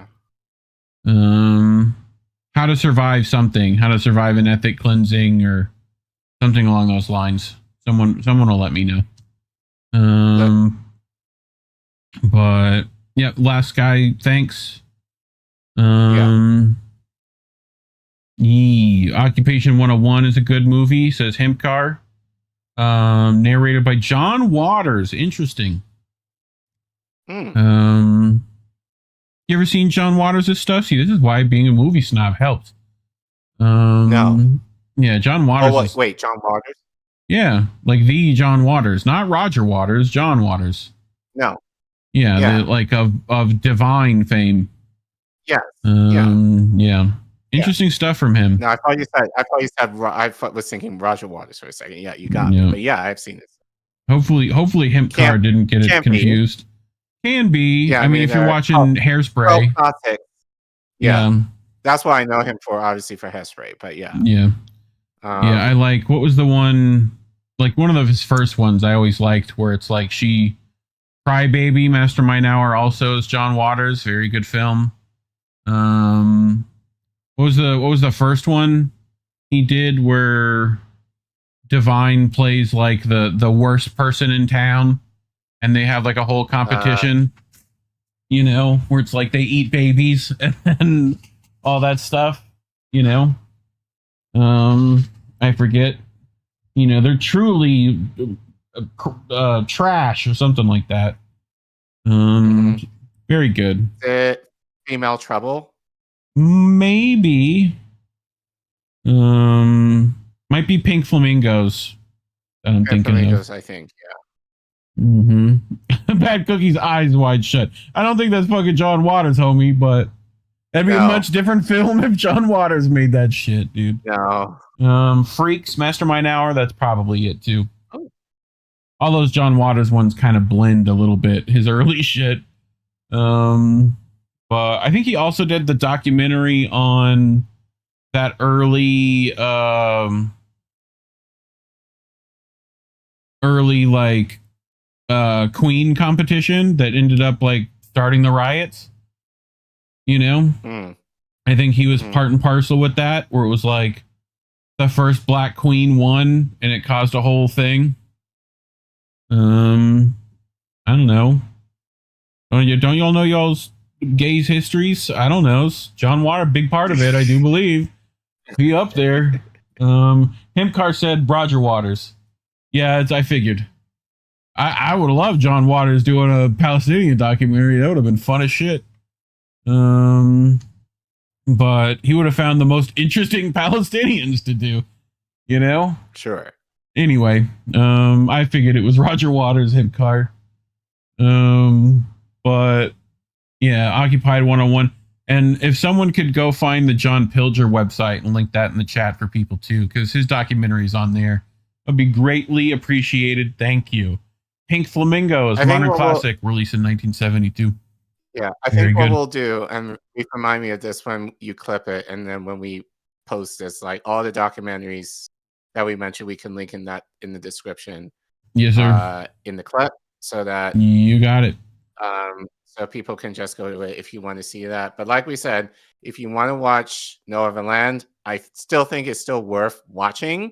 I think if you're going to watch it, as we say, we want to give nuance to everything that we talk about and definitely have different perspectives. Watch the other ones as well, especially since they're free and you can watch them on YouTube versus paying like $20 or more to see a documentary that you may not be able to see, at least in wide release yet, if we do, at least here. Yeah, him, Card, 10,000 Maniacs, and Female Trump with Pink Flamingo. They're all a trilogy. That's why I was like, they all kind of run together. Bad Cookies. I didn't keep up my gay history after high school. It was never a subject I was interested in. It's one of those things where like no one, you're not taught that. That's not something you're not taught. You're not taught the history of gay people. God forbid, you know, like it only started in the 90s, right? It started in the 90s, gays, I think, right? 80s. When was the AIDS epidemic? That's when it started, right? 80s. You know, 80s. Tony Fauci invented gays, I think. I think that's how it works. But yes, thank you. Someone, Natalie Williams, johnpilger.com left that in the chat for people. I definitely go suggest watching some of his. We might do some movie nights and watch those. That would be a good idea. Yeah. But we should. Before we continue, do you mind giving me the code? I lost it. Yes, sir. That's my fault. One of the videos didn't load. Yeah, let me do that for you, and then do this for you, and then you should be able to see it. No, there you go. How about that? Got it. Yes, sir. Oh wait. Yeah, you got to refresh a bit, but okay. Got it. 10,000 Maniacs is a 90s band. It's a great name for a 90s band. John Waters is good with that shit. All right. Camera? Allure? Wait. Cameraman? Oh, it just, there it goes. Yes, sir. All right. So I brought this story, Care Bear, because I wanted to kind of go down memory lane a little bit. And when I saw it, I went, ooh, that's my childhood right there. So we're going to get into it. But this is... Can you turn on your camera? Yes, I can do that. Hey. So this is a story out of ScheerPost, particularly People's Dispatch. Haitian and Mexican farm workers in Immokalee, a story of Black history and labor solidarity. As of 5 days ago, it was the shortest month of the year, aka Black History Month. Black History Month. So, at least in America. Yes, we're going to talk about some of that Black history that's a little more recent that you may not have heard about. So, the struggles of farm workers in the U.S. have long been shaped by race. Funny how that works. Migration and exploitation. All this leads up to class, don't it? Black farm workers, especially Haitian migrants, are often overlooked in this fight, despite the crucial role they played and continue to play in transforming U.S. agriculture, as well as the island of Haiti. We definitely haven't had anything to do over there. From slavery to sharecropping to the brutal conditions of Florida's sugarcane and tomato fields, Black workers have been at the center of U.S. agriculture labor, resisting exploitation at every stage. In Immokalee, Florida, Haitian and migrant farm workers, many fleeing poverty and U.S.-backed repression in their homelands, faced extreme exploitation in the 1960s and beyond. Funny how that works. With wages stolen through debt peonage, brutal working conditions, and even modern-day slavery. We'll get to that. These workers organized and fought back. The struggle of Black agricultural laborers in Immokalee is a critical chapter in both labor, farm worker, migrant, and Black history, showing how migrant and Black workers have led the fight for dignity and justice. So, I want to show people, this is Immokalee right here, okay? It's one of the poorest cities in Florida, right? This little bit right there, okay? My house was here, okay? So, I mean, not that far, 32-minute drive, right? So, also the Panther Reserve is also right here. So, in case you were wondering, see this down here? The Florida Panther Reserve. That's literally, my house was right up against this. I literally remember seeing Black Panthers taking out the trash at night. And not the good kind of Black Panthers. Much different Black Panthers. Ain't no Fred Hampton walking out at night for me, dog. You know what I mean? It was the one that made the weird noises that you don't like. With the glowing eyeballs. That's always fun. Oh, and bears. Oh my, had bears there too. That was fun. A little 6 foot. The bears is never great. But anyway, Immokalee's right here. I pretty much lived in Immokalee for the most part, right? So over this way is Naples, right? So massive amounts of like wealth right here. So, and then Fort Myers is up this way. Okay, just to give people where we're at if they didn't know, right? But massive amounts of like wealth right in here. So anyway, back to the story at hand. So this is one of my, and I've talked to you about this, I think, a little, right? And I'll just play this while I speak of it. So this is the Immokalee Farmers Market. And this right here gives me some warm fifis because this was a very happy place for me as a small little fat child. Okay? Like, this was a lovely place. Look, elotes. Bro, elotes, that shit was the fucking jam, dog. And let me tell you, some of the nicest people I have ever met who don't get to see fat little white kids that often. And they loved me. They were handing me all sorts of shit, dude. They were cutting off foot lengths of sugar cane and just handing it to me. I was getting all the best star fruit and watermelon and pineapple and all sorts of delicious goodness. This was no food desert, sir. They knew what they were doing, right? So, and this was all Haitian, Cubano, Mexicano immigrants, right? As well as I'm sure other I'm pretty sure Jamaicans, and we're all here in this little melting pot we call Florida. But this is a big deal for me growing up. We would go here probably every week, and get lots of incredible produce at discount prices, and it's still going. You can still go here today if you're in that area. I highly recommend. I highly recommend finding farmers markets near you, regardless of where you are, and have a connection with the people who grow your food in your area. God forbid. Okay, don't tell the government. Don't do that. Don't ruin it for everybody. Just enjoy the delicious food, right? But again, this is in the poorest city in Florida at one time. This is here. Okay? It tells you how important this is to the people in that area, right? And this is a slow day, by the way. This would be packed normally. All right? Like, everyone in the Fort Myers and Naples area and Immokalee would be here, right? So very good stuff. I just wanted to kind of showcase that a bit as we get into the actual workers and their struggle. So, which continues to this day. Funny how that works, with farm workers winning agreements with major retail food companies in recent years. How did they do that, you might ask? We're going to get to it. In 1965, the H-2 migrant program admitted temporary migrant workers into the U.S. under special provisions to alienate labor shortages. We've talked about these visas particularly before, correct? So, under this program, farm owners hired tens of thousands of workers. They generally preferred workers from the sugar-producing countries in the Caribbean, such as Haiti. The swamp-like conditions in Florida meant that sugarcane had to be cut manually, as it still is, making the work grueling and dangerous, but also requiring proficiency. These dudes were experts with a machete, dude. Don't fuck with them.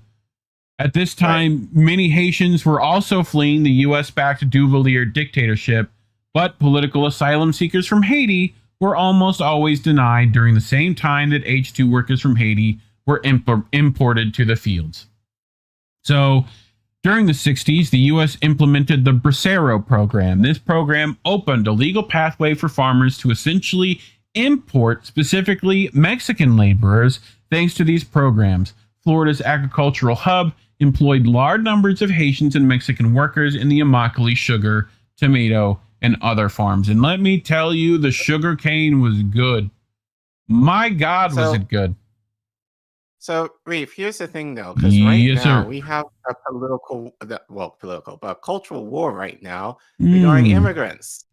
That they should go back. They should go back to where they came from. But Reef, Y'all don't like lot eating, of then, the huh? jobs that you're describing, especially given like sugarcane and being an immigrant myself and having a father who is from Barbados, I know about a little bit. Oh yeah, you know.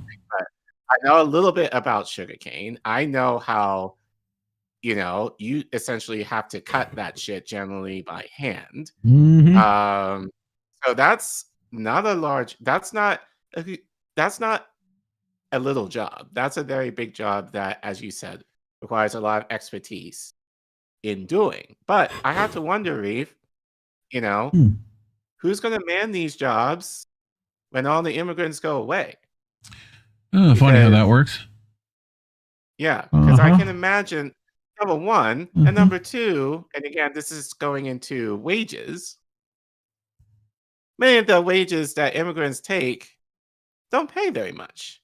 And who wants to be on the bottom of the totem what's pole? your minimum wage in Florida? Not great. Wage? Not great. It's about to go to like 15. Right. Like this year, I think. But prior to that, what like is it right now? Like 10 right now. Something like that. Now, to give you some reference, like when well below the living wage here. Right, but I'll say that, like when I was working at a certain, I'm not going to say where, at a certain daycare, Jesus Christ, 20 years ago, just about, the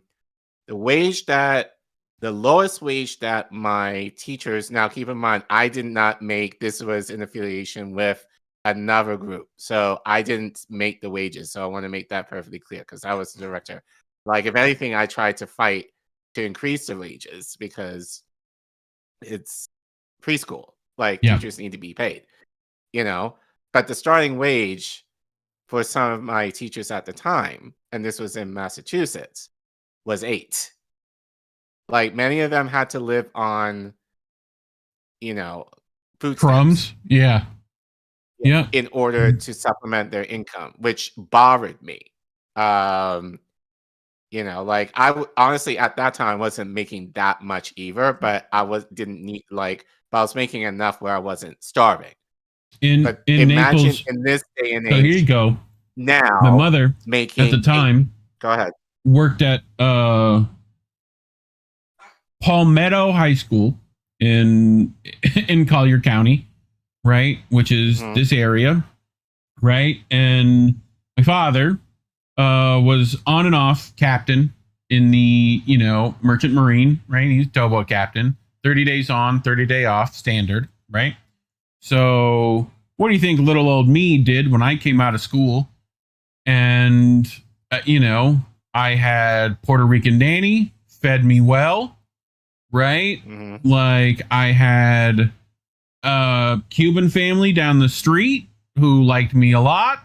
Like all of them in this situation. I remember Maria was working like 3 jobs plus babysitting, right? Like this is what these people were doing, and they were the hardest working people and the happiest people and big loving families, and it definitely impacted me as a young person at the time. Right. So, but it's just right. But I say all of that, and we talk about, we have to get these immigrants out, but who's going to take over their jobs? Like, I can imagine for a lot of people are not going to do it, and especially not at the wages they're being paid. Yeah. So, but I just want to say that because people don't talk about that because they're kind of like, oh, these immigrants are taking over the economy and all this kind of stuff and blah, blah, blah. But it's like, not to say like, look, but here again, like I came here legally, and like I went to college and all of that and masters and all of that, but many of these folks are not, like Now, again, the government is essentially asking for them to come here. Yeah. So there's a difference. So, but I find it funny that people are yelling at the people versus the government, who is essentially allowing these immigrants to come in, and many of them in order to do industries that many Americans, unless we admit it, will not do themselves. Correct me if I'm wrong now. You can now spend what, $5 million, right?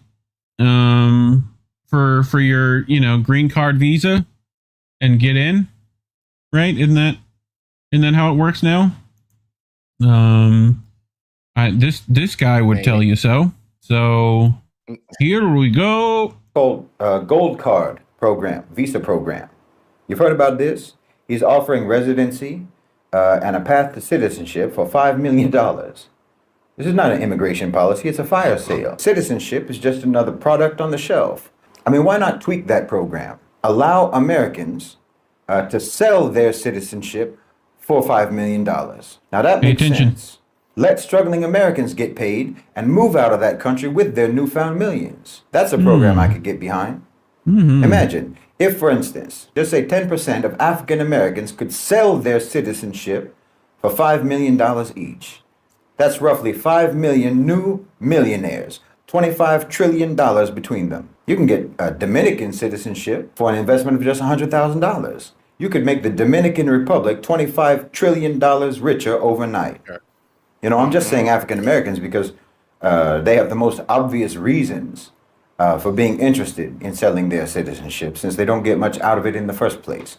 But if you offered a program like that in reality, well, I think that you'd see that country empty out. I mean, ask yourself, if you're an American, what would you rather have? American citizenship or $5 million? $5 million and the opportunity to get citizenship elsewhere and have all the safety and all the security that comes with being that rich. Retaining your citizenship is never going to secure for you that kind of wealth. It's never going to secure that kind of wealth for you. It's never going to give you that kind of freedom, and it's never going to give you that kind of security. And I think you know it. I think you ought to demand the right to sell your citizenship, since he's already treating it like a product, like an asset that can be bought and sold. So why can't the people who already possess that asset, who already have that product, why can't they sell it? Isn't that capitalism? Isn't that the free market? Forget about selling it. If American citizenship is worth $5 million, well, shouldn't we be entitled to a refund? I mean, I don't know about you, but I sure never got $5 million worth of value from my citizenship. Did you? Well, I think the government ought to buy it back, just like corporations, with their share buybacks and so on. You can have it. Give me that $5 million and we'll be on our way. Who wouldn't go for that deal? Well, you'd see that whole country depopulated within days. Not even. I saw that video and was like, perfection. Thank you. I'll take it. I don't know who you are. Sheed Bohan, if that is your real name. I don't think so. I think that real dude. I've got another video by him too that's pretty good, but for another day. I mean, give me $5 million to denounce my American citizenship. Give me $2. Hell. Fuck. Hell. I could go anywhere. I could go to Africa. I could go back to England. I can go to Barbados. Like, live I have high on that hog. Like, and especially in Africa, like, quality of life is cheap. Yes, sir. Like, I can live pretty well. Like, like with $5 million, I could buy a house over there for under what? Like something relatively low. Like, and I can get a house. Like, hell yeah, I'll do it. Yeah, fuck yeah. So, to continue, H2 farm workers in Florida's agriculture industry suffered high levels of exploitation and worked in brutal conditions, with some writers and activists calling it involuntary servitude and akin to slave labor. I'll get to how this works in a bit. There's like mining towns practically, except they're farm towns.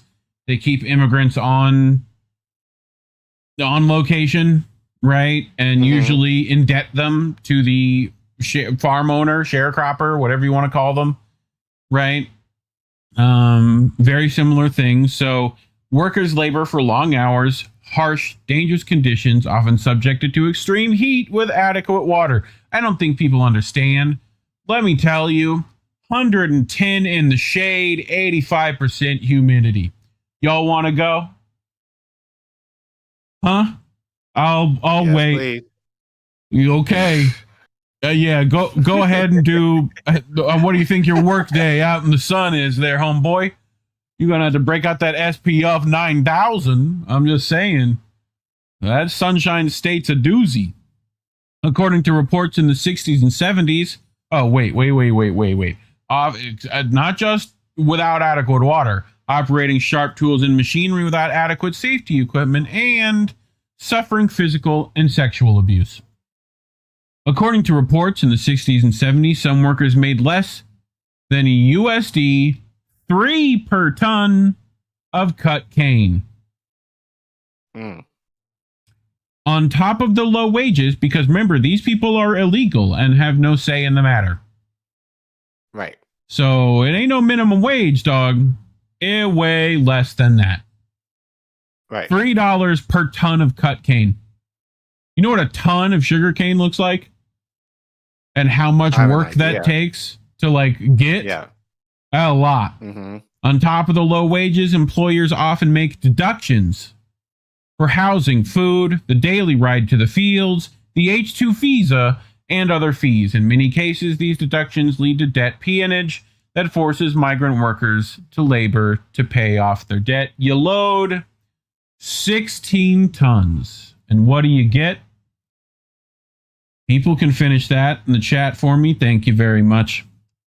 Debt isn't the only tactic used to force involuntary servitude. Sometimes farmers take workers' passports, use their undocumented status as blackmail after their visas have expired, or employ outright force and violence to keep them on the farms. So, this is what I remember specifically growing up, were these buses. Not only are these buses outdated and unsafe, carrying an entire age range of migrant workers to and from stores, all controlled by the sharecropper themselves. Okay, this is, mining town stuff without the mining town, right? So I wanted to showcase the specific conditions they can live in. And I know we don't do mainstream media, but apparently they're the only ones who can get video cameras in here, Right. So I'm only going to play a bit of it. And I'm going to do this so that they can't yell at me. So they've been working let's get 10 into hours it. Today. They work 6, sometimes 7 days a week. They have just a few things that they need, a few changes of clothes, some snacks, and not much privacy. Juan Manuel shows us his setup. Nada de la familia. No traje nada. He says what he makes is about $16 an hour. So here, what you make in an hour, as he puts it, is an entire day's work in Mexico. So, and keep in mind, a lot of this money is going right back to their families. Home. Yeah. Correct. This is his 3rd year on the visa work program. He said the money that he makes here, he's able to support his family in Mexico as well and help his mom and dad and brother and sister. Para poder sobrevivir. And he said that's what you need to do to survive. You can see all the workers now are gathering from all the different buildings. Most of them all work at different sites, but they come together to eat and then sleep. And then they will be back at it on the fields in about 10, 11 hours from now. David, the farmers you talked to, do they... No, fuck you. Anderson Cooper, piece of shit. So I remember very specifically when I was growing up, a friend of mine at school had a barn, and within that barn, there was housing for immigrants. And I don't just mean like rooms for them in the barn. I mean, they built a house in the barn so that it could not be seen from outside the barn. Right. That's what we're working with here. So recognizing their common conditions, Haitian and Mexican workers, in spite of their different languages and cultures, came together to fight for changes on the farms. In the 70s, they organized with the Farm Workers Associations of Florida. The workers conducted strikes and walkouts for better pay and working conditions. In the early 80s, sugarcane companies began seeking temporary workers from, guess where? Jamaica, to replace striking Haitian and Mexican workers. The U.S. National Labor Relations Act of 1935 intentionally excludes agricultural workers, so rights like collective bargaining and certainly striking are not protected by law. Sound familiar? Illegal protests and strikes? Okay. Yeah. In 1989, class action lawsuits were filed against growers for U.S. dollar $100 million in back pay to migrant workers who claimed they were cheated out of wages. In 1992, a year before I was born, a Florida court upheld the lawsuit, and the sugar mills were ordered to pay each cane cutter up to $1,500 USD in back pay and interest. In the early 1990s, farm workers in southern Florida formed the Coalition of Immokalee Workers, the CIW. Following the resistance of the workers of the previous decades, the Migrant Farm Workers Organization unites Haitian, Mexican, and other workers to fight against modern-day slavery and for better conditions, anchored in the principles of popular education and farm work leadership. I know the great high school Ave Maria, I think, is part of this. The CIW uses a variety of tactics to demand justice. Sit-down strikes, protests, 30-day hunger strikes, and more. The CIW's organizing against involuntary servitude has been central in shining a spotlight on various cases of modern-day slavery in Immokalee. So, the first successful prosecution of a forced labor and labor trafficking operation in Immokalee happened in 1997. Since then, 6 other similar cases have been successfully prosecuted. As the CIW grew in strength, it organized a Student Farm Worker Alliance, global network of supportive religious organizations, and a mass base of farm workers. Collin, there are, across the country right now, students about to be protesting. So, right. This is partially why I wanted to bring to them the real power. Right? So, in 2001, the CIW created the Campaign for Fair Food. It continues to this day. Farm workers developed a code of conduct that stipulates freedom from forced labor, physical harassment, sexual assault, racism, and guarantees better working conditions and wages for farm workers. Survey said demands, first and foremost, correct? It also demands a penny more per pound of tomatoes picked, which, hey guys, ask for the whole pound there, More. So, y'all deserve it. After years of targeting farmers with little success, the CIW changed their strategy based on their analysis of conditions in the food industry. So, they assessed, they re-strategized, and the CIW identified that the root of the exploitation actually lay in the increasing degree of consolidation in the retail food industry. Multi-billion-dollar brands were leveraging their unparalleled purchasing power to demand even lower prices from growers, which in turn created a downward pressure that perpetuated farm workers' poverty and abusive conditions. Capitalism. So, Reef, it sounds like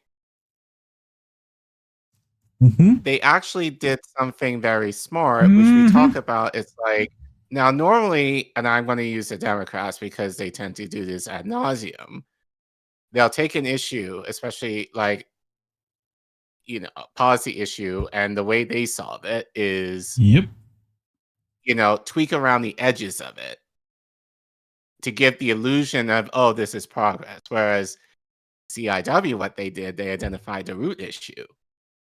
Like they got to the meat and the potatoes of the issue in order to, kind of resolve it in a more equitable way, I would argue. Guess what? Interesting that they actually do the very thing that I say allegedly our politicians should be doing, but instead never do, because the idea of going to the root of the problem means you actually have to do something about it. And if you do something about it, like you have to give it more of a justice lean in terms of making sure that it's equitable for everybody, which they don't want to do. Where do we hit them, Care Bear? Where do we hit them? What do you mean? Where do we hit them? Right where it hurts. Which is? Them buckets. Money. The monies. The money. So, this campaign for fair food provided an avenue for farm workers to make direct agreements with the retail food buyers and leverage their power. What power would that be, Collin? I hear the sounds of Marxism. Okay, I hear that little communism under there, the power of the people. Okay, I hear that coming. Right. You know, you have the power of production. So keep that in mind. Its first major target was Yum Brands, which owns Taco Bell and other major fast food chains. Taco Bell is one of the biggest retail purchasers of Mayors. The fight took the form of a national boycott. Boycotts, divestments, sanctions. Thanks to the Student Farm Worker Alliance built by the CIW, the boycott expanded to universities. Boycotts, divestments, sanctions happening in universities. I wonder if there's fucking parallels to other shit. I wonder if there's fucking parallel. Are y'all fucking paying it to? I gotta spell it out sometimes, Cabra. I'm sorry. So, 25 campuses won Boot the Bell victories, removing Taco Bell from their schools as part of the campaign. They removed it. They're like, nah, fuck that shit. Get your Gordita Crunches out of here. Okay? Brands finally signed a binding agreement to the Fair Food Code of Conduct in 2005. Okay? This is not all that long ago. Okay? Since the first groundbreaking victory, the CI has won agreements with, survey says, Ahold USA, Aramark 2010, Bone App Management Company, Collin knows that one, Burger King 2008, Chipotle, Compass Group, The Fresh Market, Mickey D's, Sodexo, Subway, Trader Joe, Walmart, Whole Foods, and Yum Brands. That's the leveraging power they managed to pull here. Okay? I want you to think about all the money those companies make. I want you to think about that. I want you to think about how much that hurts right there. Okay? So, I know y'all are already on that BDS train. I get it. Y'all know, but like, we can go harder.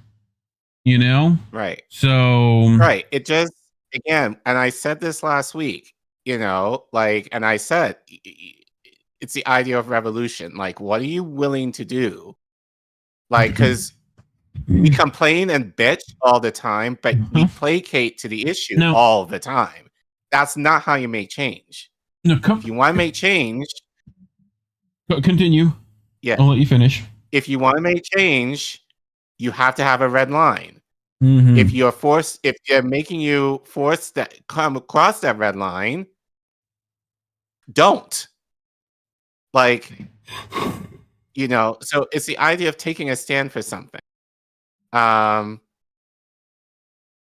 You know, which again, we don't do, like, because we feel like, and it depends what it is, but it's like, oh, I'm afraid of missing out, like, so bad case of FOMO, or like, and I mean, for certain people, like, you may not have a choice depending on what it is. Like, I get that too, but it's the idea of like, what are you willing to lose in order to get the thing that you want? And I said this last week, and I thought about it actually today.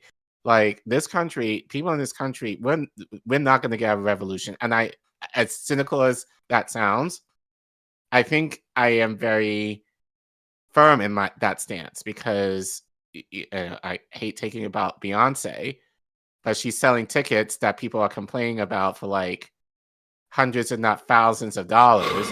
People are bullshit, like crapping on her online, like this is too much. But also the same people, oh, I bought the tickets. Like, like Mhm. you're spending pretty much close to what your rent or mortgage or car note is to see, number one, look, if you have the money to go to a concert, get your life. You know, but I am not paying $500 for a Jesus seat for a country concert at that, you know? So like, but people are willing to pay it because it's Beyonce. So imagine that, like, if we're not willing to do that as far as our entertainment, you know, it doesn't speak well or at all,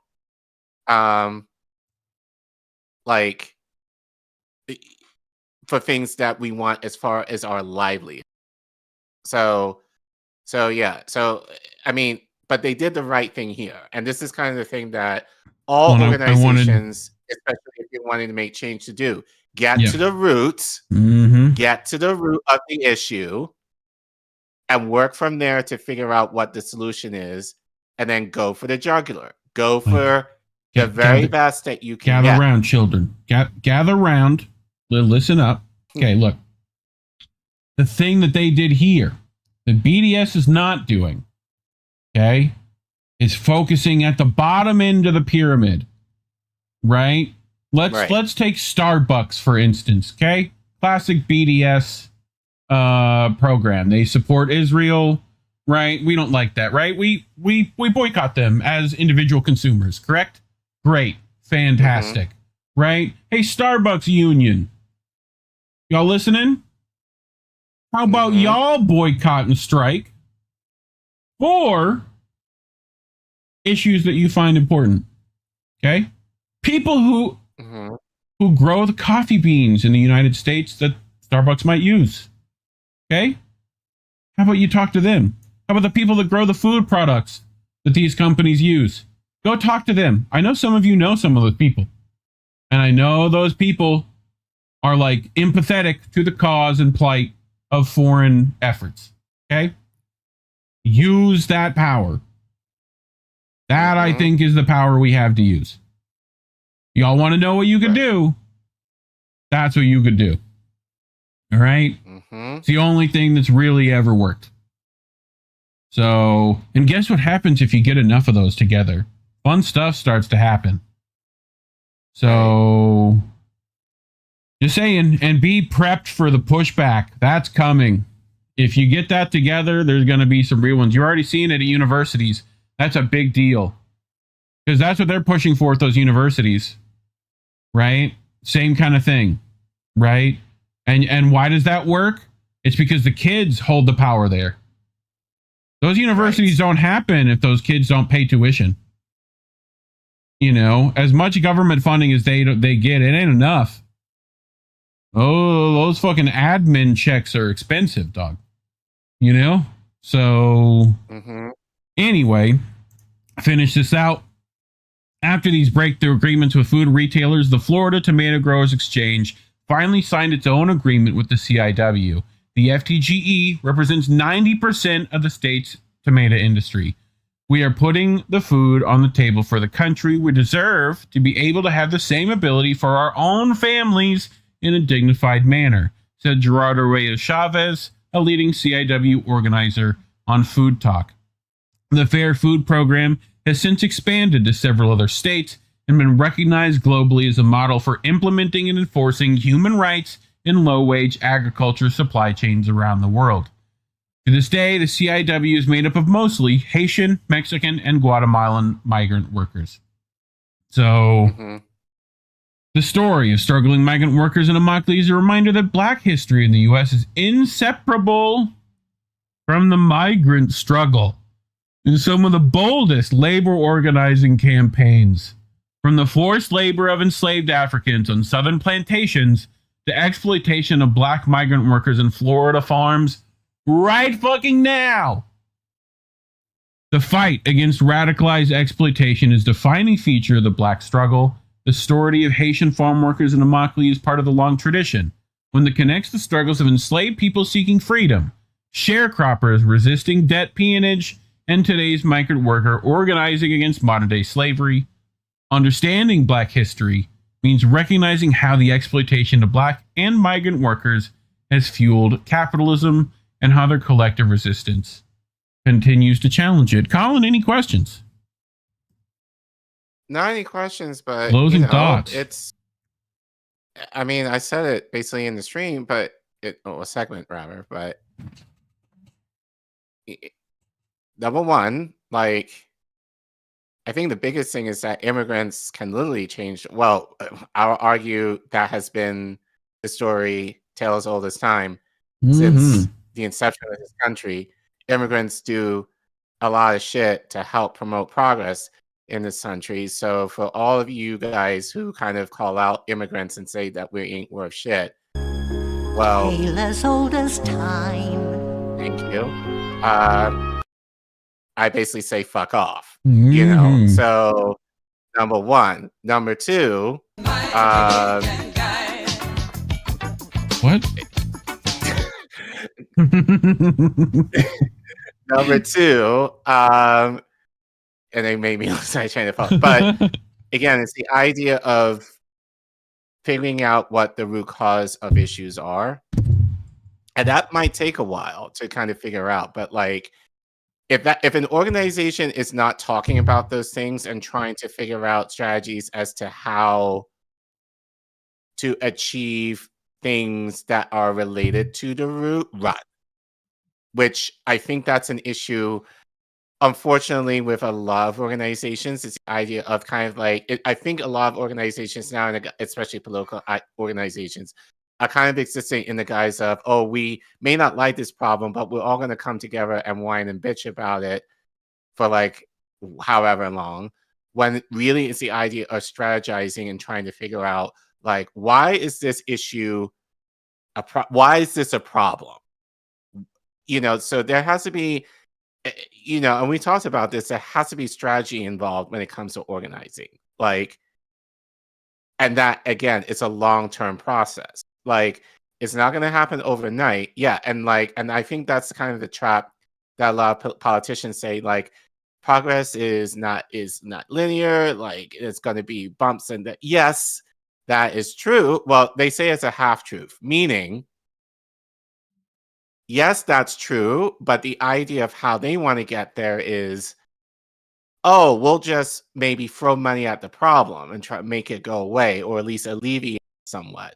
We'll just make these subtle changes here and there to give the appearance of, oh, like, see, we kind of fixed it, but not really. But here's something, but you have to ask for more or whatever. No, like, the idea is that identify the root cause and then go from there. And then, as we said earlier, you know, go for the gold. Like, and you may not get the gold right then and there, but at least it might be a lot closer to what you might actually obtain if you don't ask for like the bare minimum. Like a penny per pound for tomato crops? No. Like, dude. Like, Never you're being understood too that. nice. You're being too nice. Like, if you understand how much profit these corporations get off your sweat and tears, Y'all see the price ads. Like, y'all know what right. Monsanto You be should getting. you should be asking for more. So, but I complain that we don't do many feel-good segments. I think that counts.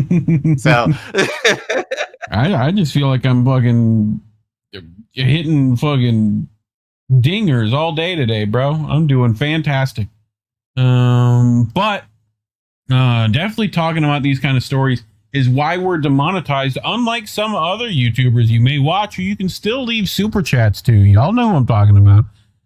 We don't have that. So you can scan that QR code right there. You can go to ko-fi.com/indienewsnetwork or in the little doobly-doo below, and you can super chat us that way, get around this stupid censorship system that we're in.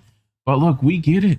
Times are tough. We're not asking for much, you know, mainly to help us get bigger, right? We're heavily suppressed talking about these things, and only you can fight suppression. So like and subscribe, hit the share button, leave a comment. Let me know what you think.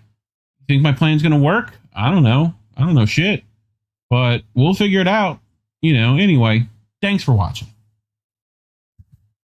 Bam. Fucking throwing the emerald in, hitting one with a bam. All right, fam.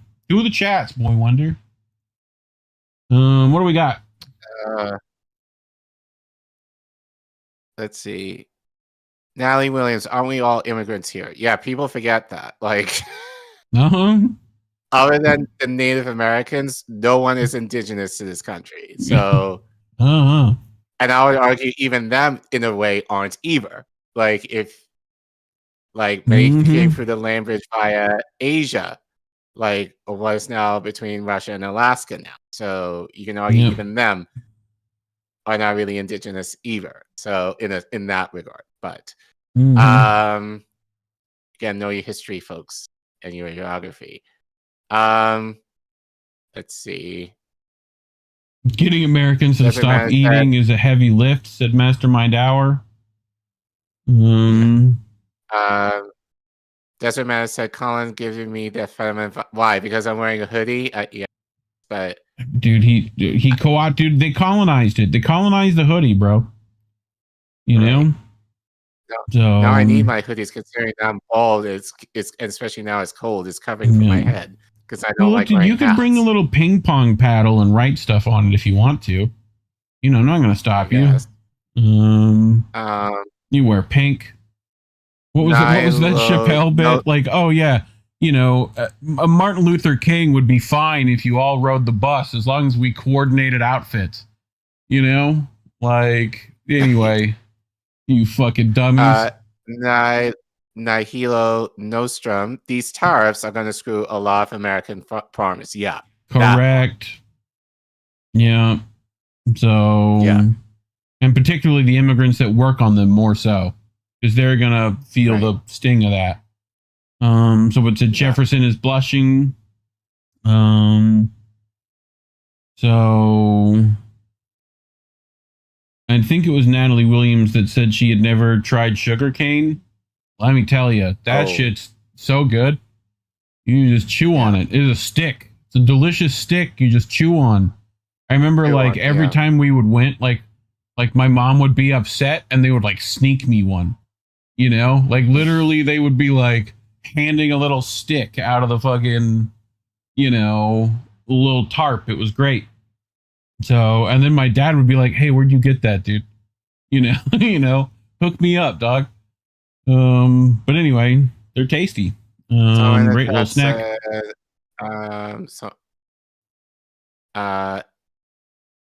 So kill your egregor said, rumor has it that Beyonce is a mighty witch, so her drummer said she had a cat spell on her. Look, I don't believe, like, I've heard that too. I don't necessarily believe that. I do know she's a capitalist, though, through and through. Like a lot of the A-list musicians that we know of, and we're about to get to, I would say, A-list. Yeah. It one in a second. He's up there. He's on a list for sure. Yeah. He's on A-list, but I wouldn't necessarily say A-list. I don't think he'll kind of pull the amount of money for a concert Bill Gates that has Beyonce got his number. can get. Sure. I think that's all anyway, we got. Oh, wait. You ready to get into it then? Hold on. I think there was a couple more that I might have missed. So, Steve Gill said, I'm a 7th generation indigenous Spanish/Mexican American. They're denied indigenous rights. Mexican Americans like to go to the movies. Anyway, well, let's get to the next one. All right. So yeah, I just talked about Beyonce just now, but we're going to talk about this guy, and it not really pains me, but once upon a time I used to like him. At least early on in his career, I loved him. I saw him in concert. I actually met him. If no one follows me on Facebook, but I don't really use Facebook anymore. But I have a picture of him that I took of him at a concert that I went to in Boston, like many moons ago. But so he not sadly, but he's actually kind of, I would say, a prop for this story in a sense. And the only reason why not the only reason why I've wanted to talk about this story. So this relates to what's happening in Congo, not the genocide in Gaza. Like, he's talked a little bit about that, but even that, I kind of have questions about. We'll get into that later, though. We're talking about the genocide that's currently happening in the Congo. So basically, how I came upon this story is he was getting some mess online because he was scheduled to play at a concert, which we'll get to in a minute, in Kigali, Rwanda. Problem is, and again, I will say this right now, this subject regarding the Congo genocide is very complex. I wanted to kind of do a deep dive on it just within one segment, and then just the very little research that I did on this, I realized I can't. Like, I cannot do it justice in like less than an hour. I think this is going to take multiple segments to even touch the ice. We're going to look into some experts too that know more than us, so, and we're working on some connections there. So so So that being said, if you know of anybody who can speak to what's happening in Congo, let us know. But it's definitely something that we want. I think the good thing, especially, since October 7th, we've talked extensively about Gaza, but I think hopefully you guys would agree we've given that subject a lot of nuance in terms of, we talked about like the trending stories related to the genocide, but we've also kind of given you like more slice of life, like just the happenings with people on the ground based on what we're able to get in independent media. So I think we've given you guys a more like holistic and more like whole view of what is happening in Gaza and in the West Bank, besides just the horror. There's, like we've talked about, obviously stuff that is very upsetting, but obviously stuff that hopefully gives you hope in terms of what's happening there. So I think definitely we want to kind of give that same justice as best as we can to what's happening in Congo, because we're lucky, well, not lucky, but the fact that, Gaza does get some press when mainstream media feels to do it, but we never almost hear anything about Congo, even in independent media. So that aside, I think we need to do a better job of that here. But it's something that I think I've taken upon myself to be more committed to as I learn more about this, and I want us within the community to learn more about this. But I digress. So John Legend got some heat because he was scheduled to perform at a concert in Immokalee, and given, and I want to say alleged, their involvement with this genocide, people were like, you shouldn't be performing there, given what is going on there. So he did an interview with this journalist who is from Rwanda about his decision to continue performing at this concert anyway. So this is from the BBC. So we're going to watch this, and then we'll get into it. Yep. You may want to zoom out a little bit. What do you mean? Perfectly lovely framing. I just wanted to change the speed a bit. Yeah. We're currently doing a story looking at how in the past there's been controversy over Western artists announcing world tours, but quote-unquote skipping Africa when they do it. What do you have to say? What's your perspective on this? Well, I think there already is plenty of music here, so let's not act like there isn't great music coming from here and already great performances happening here. But I think there does need to be more development when it comes to making it more possible for more acts to come and tour here. When you first announced that you were performing here on social media, there were calls for you to avoid performing in this country, particularly because of the controversy between DRC and Rwanda. What do you have to say about this? Well, I'm aware of what's happening, and I'm aware of the calls there have been for me to not do the show, but I really believe that the mission of Move Africa is still important. It's still important to bring international touring to Rwanda and to other places around the continent, and I didn't want to abandon that mission because I may not agree with everything that the leader of the country does. I don't agree with everything everything the leader of my country does. I don't believe that we should punish the people of Rwanda Talking about Trump. and punish the people of other countries when we disagree with their leaders. What do you think the significance of introducing an international music circuit on the continent will be? First of all, highlight some of the great artists that are here. I collaborated with some of the great artists on the continent on my last release, my Get Lifted 20th Anniversary LP. Collaborated with Thames and Semi. I've collaborated with some other great Nigerian artists over the years. And I want to celebrate the music of Africa. It's meant so much to African Americans and people throughout the diaspora. And I think make it more possible for international acts to come back to the motherland and tour.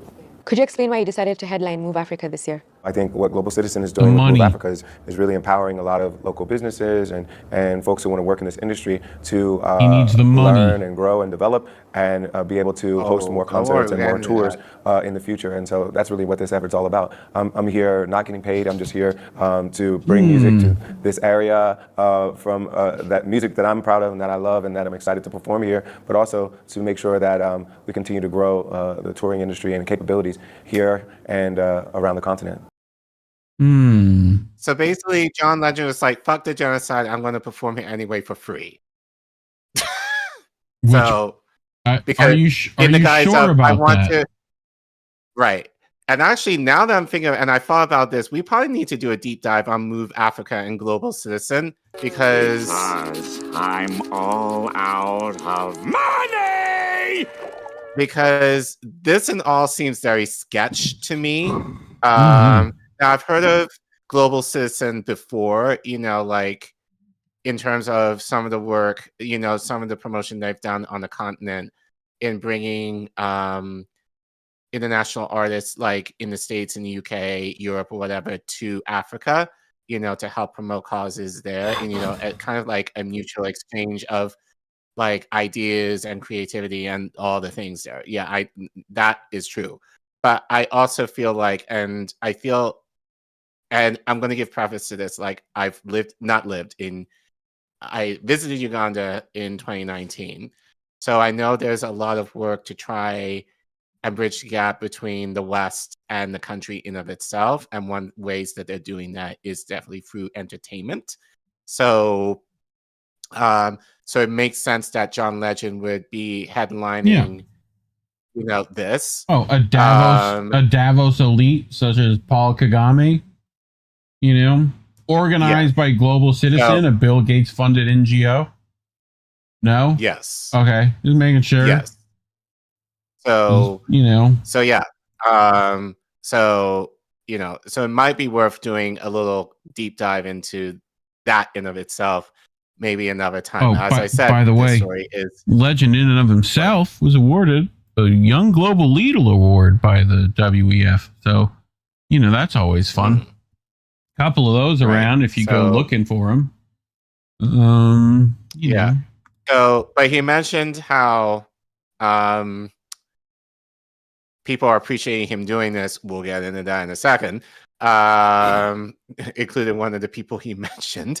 But again, this is from the BBC. Hopefully, independent media will kind of catch up on what's happening there. So yeah, I've already seen the some. best that we can do. But Natasha Moody and Anita Nkonge, that's the journalist. Unfortunate name. Or fortunate, depending on how you look at it, I guess. Maybe. They're in this year, I think. They write, U.S. star John Lennon defends playing Rwanda concert during the war. So they write, in recent weeks, M23 rebels backed by Rwanda have seized the two largest cities in the mineral-rich east of the DR Congo. Allegedly. There's evidence Rwanda has everything BBC writes. Anyway, continue. Right.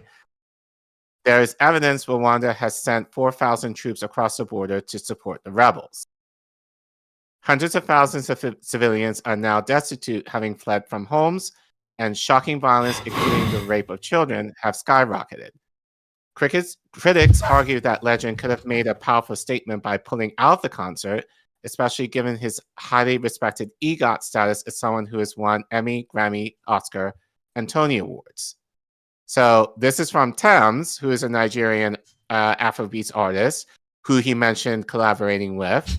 So she tweeted back over a month ago, So I recently promoted my show Rwanda without realizing that there is ongoing conflict between Rwanda and Congo. Now, again, she's from Nigeria, but I don't want to dismiss this claim, but I kind of find it hard to believe that she doesn't know about it.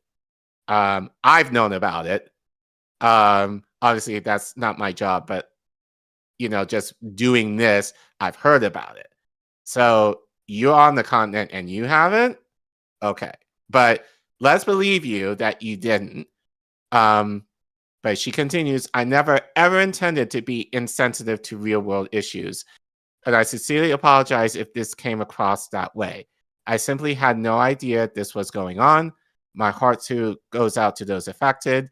Conflict is no joke, and I truly hope and pray for peace in this time. So she gave a very tepid response, I would argue, but but at least she mentioned it. And I think she didn't perform because of that. But anyway, back to John. I'm aware of what's happening in the DR Congo, and I'm aware of the calls that have been made for me not to do the show. But I really believe that the mission of Move Africa is still important, he told the BBC, as you heard. Delight fans at the sold-out show agree, but social media backlash was ferocious enough to force Legend to delete an Instagram post he had made promoting the event. So, a couple of examples. So this is from at... actually, I need to zoom in. Can you zoom in a bit? Denise Zenenza tweeted, Dear John Legend, I'm neither a fan nor do I listen to your music, but like many before me, I'm reaching out to draw your attention to the ongoing human rights violations in the Democratic Republic of Congo, atrocities fueled by the Rwanda government under the leadership of dictator Paul Kagame. If you truly stand for peace, justice, peace, and humanity, I urge you to cancel your participation in Move Africa, organized by Global Citizen. Performing under the banner of a government complicit in war crimes, genocide, and mass atrocities in Eastern DRC would be akin to collaborating with oppression itself. The Rwandan-backed M23 rebels, along with RDF soldiers, have been responsible for mass killings, the systematic rape of women, the displacement of millions, and the looting of DRC's critical minerals, all fueling further instability. Will you use your voice for the voiceless, or will you stand with the oppressors? So that's what she tweeted. Yeah. So I'm not gonna. Are you gonna play this? There is music in it. Yes. Hey, that's my bitch. So are we ready to talk about what she tweeted? Go ahead. Go ahead. So are we ready to talk about Rwanda's use of Black American culture and their soft campaigning to normalize their terrorizing of Eastern Congo? Right. Are we? So I'm not sure who that's from, but that was from TikTok. Nice. So those were just two examples that I found regarding their people's discontent over John Legend performing. But going back to the article, taking a political stance would have been nothing new for the star. Legend is outspoken in his criticism of U.S. President Donald Trump. He's also severed ties with former mentor Kanye West when he ran for president, suspecting it was part of a wider Trump campaign to siphon Black people's votes away from the Democrats. The debate over Rwanda's relationship with popular global figures is also not new. More recently, Rwanda has been accused of sports washing, with critics saying it uses the feel-good factor of international football to cover up alleged human rights abuses at home. Shout out the vile company that is FIFA. Look at my African American over here. Look at him. Right. Are you the greatest? Do you know what I'm talking about? Okay. The East African nation is said to receive $1 billion a year in foreign aid, and its tourism arm, Visit Rwanda, has lucrative sponsorship deals with Arsenal in England, Bayern Munich in Germany, and Paris Saint-Germain in France. When asked his thoughts on the topic, Legend's aide told the BBC that he would not answer that question. Gee, I wonder why. It appears that, as far as Legend and his team are concerned, his music itself should do the talking. More like So- a non-answer should do the talking, but yes. Right. So, like I said, I'm going to try and give it some justice with very, we're going to be very general here. Yeah. But as I said, I hope this will lead into more, going more in depth in this later. So here's another article from the BBC, written by Margaret Platt Usher, who's pulling the strings in DR Congo crisis.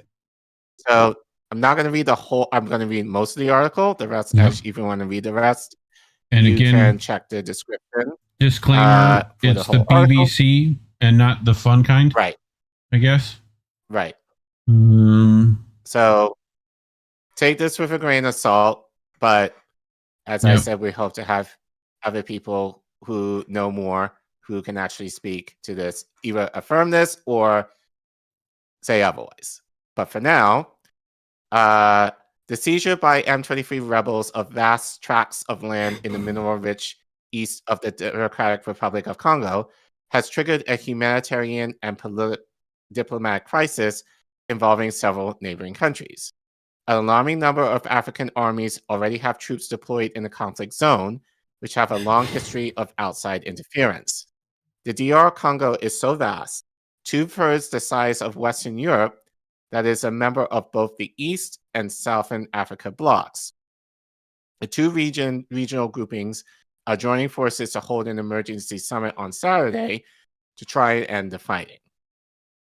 Excuse me. So who are the main players and what do they want? So first guy, this is Congo's president, Felix, and I'm going to butcher his name, Tshisekedi, I think is how you say it.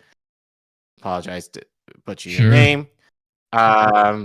So he wants to regain territory lost to the rebels, including the largest eastern town of Goma, and to prevent them from seizing more. He blames Rwandan leader Paul Kagame for backing the M23 with weapons and troops, accusing Kigali of invading Congolese territory with the aim of looting the country's minimal wealth and orchestrating regime change. Sound familiar to you, Reef? correct. The case that Rwanda is supporting the M23 offensive is based on evidence presented in the UN report, and broadly accepted by many African and Western governments who have demanded that Kagame withdraw his forces. However, to Tshisekedi's frustration, none have matched the rhetoric with action and, you can zoom out, respond to Kinshasa's call for sanctions and other tough measures. Yeah. The Congolese leader is also worried about keeping his seat. Keep that in mind. I think the political survival of his government is at stake, said Jason Stearns, a former UN investigator in DR Congo and currently a professor at Simon Fraser University. There is concern that the M23 campaign might embolden internal opposition forces or trigger a coup in his army, which has a reputation for being fragmented and undermined by corruption. So he's one player. Here's the other one. Okay. We've talked about this guy. At least I've talked about this I guy recognize the a face. few times on this show. Mhm. This is Paul Kagame, president of Rwanda. This guy stinks! In this conflict, Rwanda's longtime leader Kagame is the center of attention, but he's practiced at deflecting it. He has a long history of military intervention inside DR Congo linked to the aftermath of the 1994 Rwanda genocide, which we've talked about in many segments over the years. Rwanda does not admit to providing military support to the M23, but repeatedly it says it will do anything necessary to defend itself. Again, sound familiar? Yep. Very. Kagame maintains that Rwanda's priority is to destroy an armed group formed by the Hutu genocide perpetrators who massacred Rwandan Tutsis and then fled to what is now eastern DR Congo. He has accused DR Congo's army of joining forces with them and others, not only to slaughter Congolese Tutsis, who the M23 claims to be fighting to protect, but to threaten Rwanda. At a diplomatic level, Rwanda wants to confirmation of its narrative, that the conflict is a Congolese problem, and Kigali is simply defending its borders against the spillover of a civil war. It's demanding that Kinshasa negotiate directly with the M23, which it refuses to do. But what it's really after, said Mr. Stearns, is to maintain a sphere of influence in the eastern DR Congo. So, Dr. Congo. MD. So, actually, just to continue, Rwanda has economic as well as security interests. Kigali denies UN evidence that it smuggles vast amounts of gold and other metals out of eastern DR Congo and sells them as its own. But access to DR Congo's mineral wealth has been a driver of conflict in the region for decades. And I'll argue is also associated with the West, who, if you've watched our show long enough, you would know that the West is very friendly with Rwanda. And I say that knowing having been there. There are others this time around, not least the personal animosity between Kagame and Tshisekedi. God, Yeah. sorry. What he said. Kagame wants to teach Tshisekedi a lesson about who's the strong guy on the block. Richard Moncrief, who monitors Africa Great Lakes region for the International Crisis Group. The Rwandans are just going to keep fighting until he makes concessions and gives them fairly free reign in the eastern province of North Kivu, he added. Okay.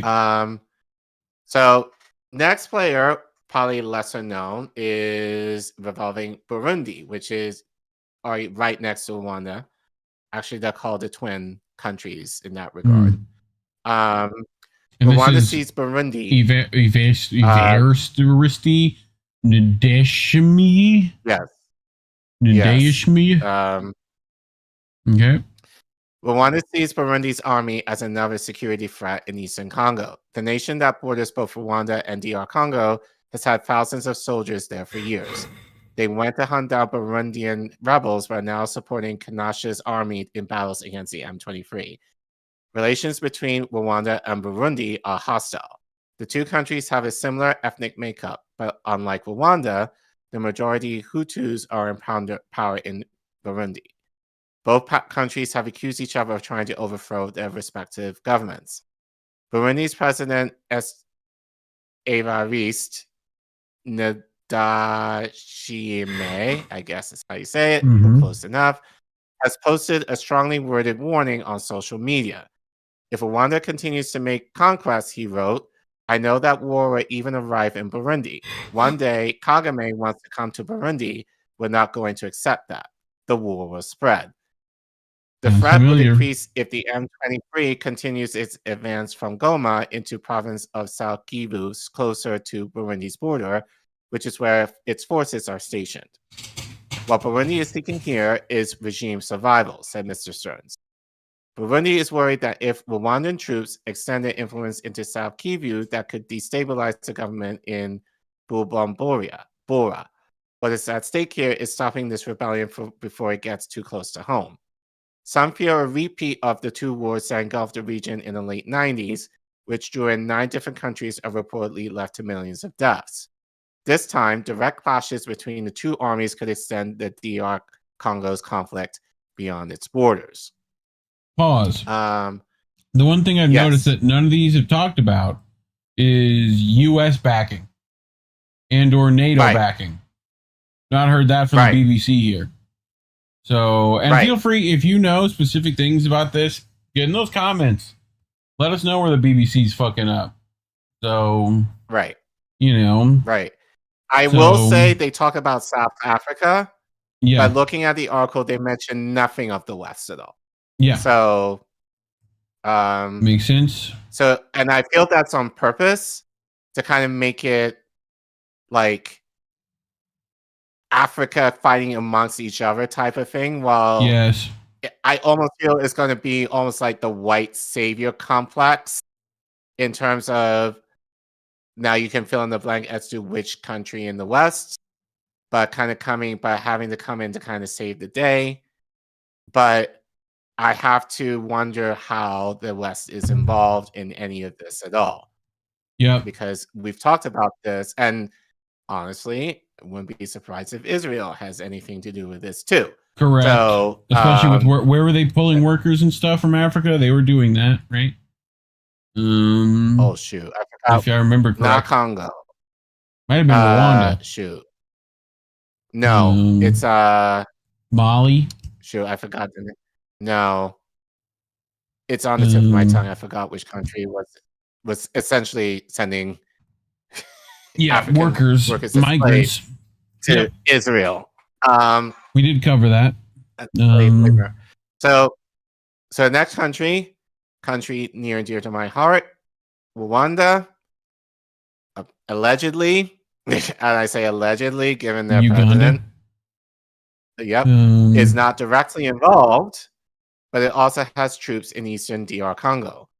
They are helping the Congolese government with a different security threat, hunting down militants with Ugandan origins who are connected to the Islamic State group.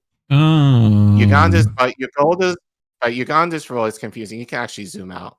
Yeah, it's just a little small. It's working with it's working with the Congolese while also allegedly providing at least complicit support to the M23.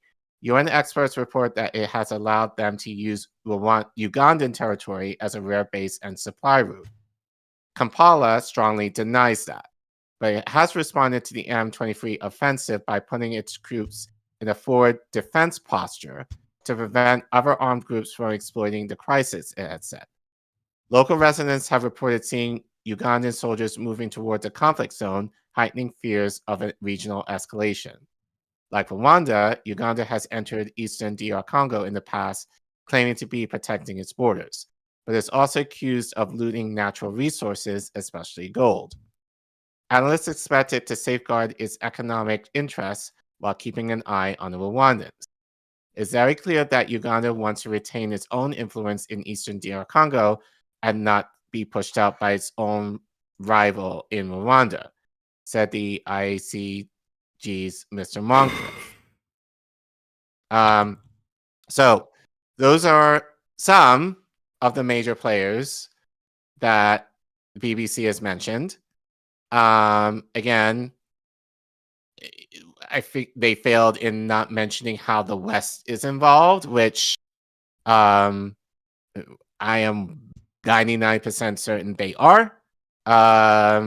It also mentioned how South Africa is involved, but again, if you want to read how, at least in how they're phrasing it,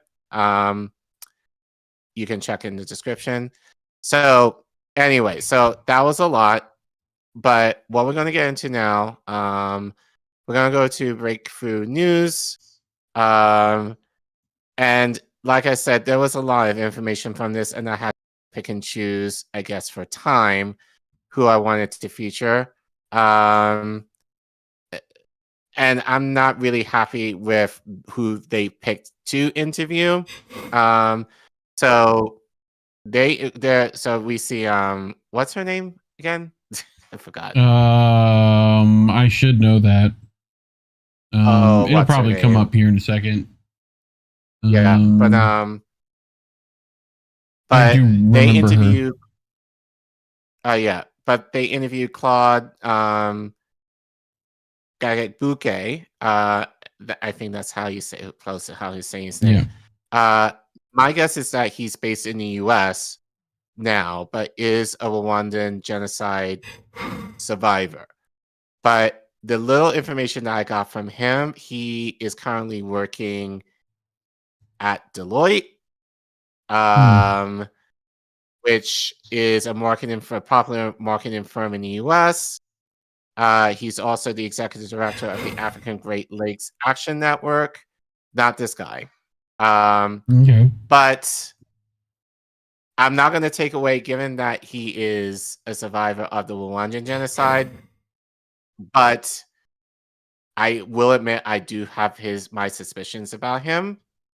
But that being said, I do want you all to kind of hear what he has to say. and I'll keep repeating this, we want to have other people kind of speak into this issue as well. But for now, let's see what Claude has to say regarding this whole issue of Congo. It is 15 minutes, so you probably do want to speed this up. And then we'll get into it.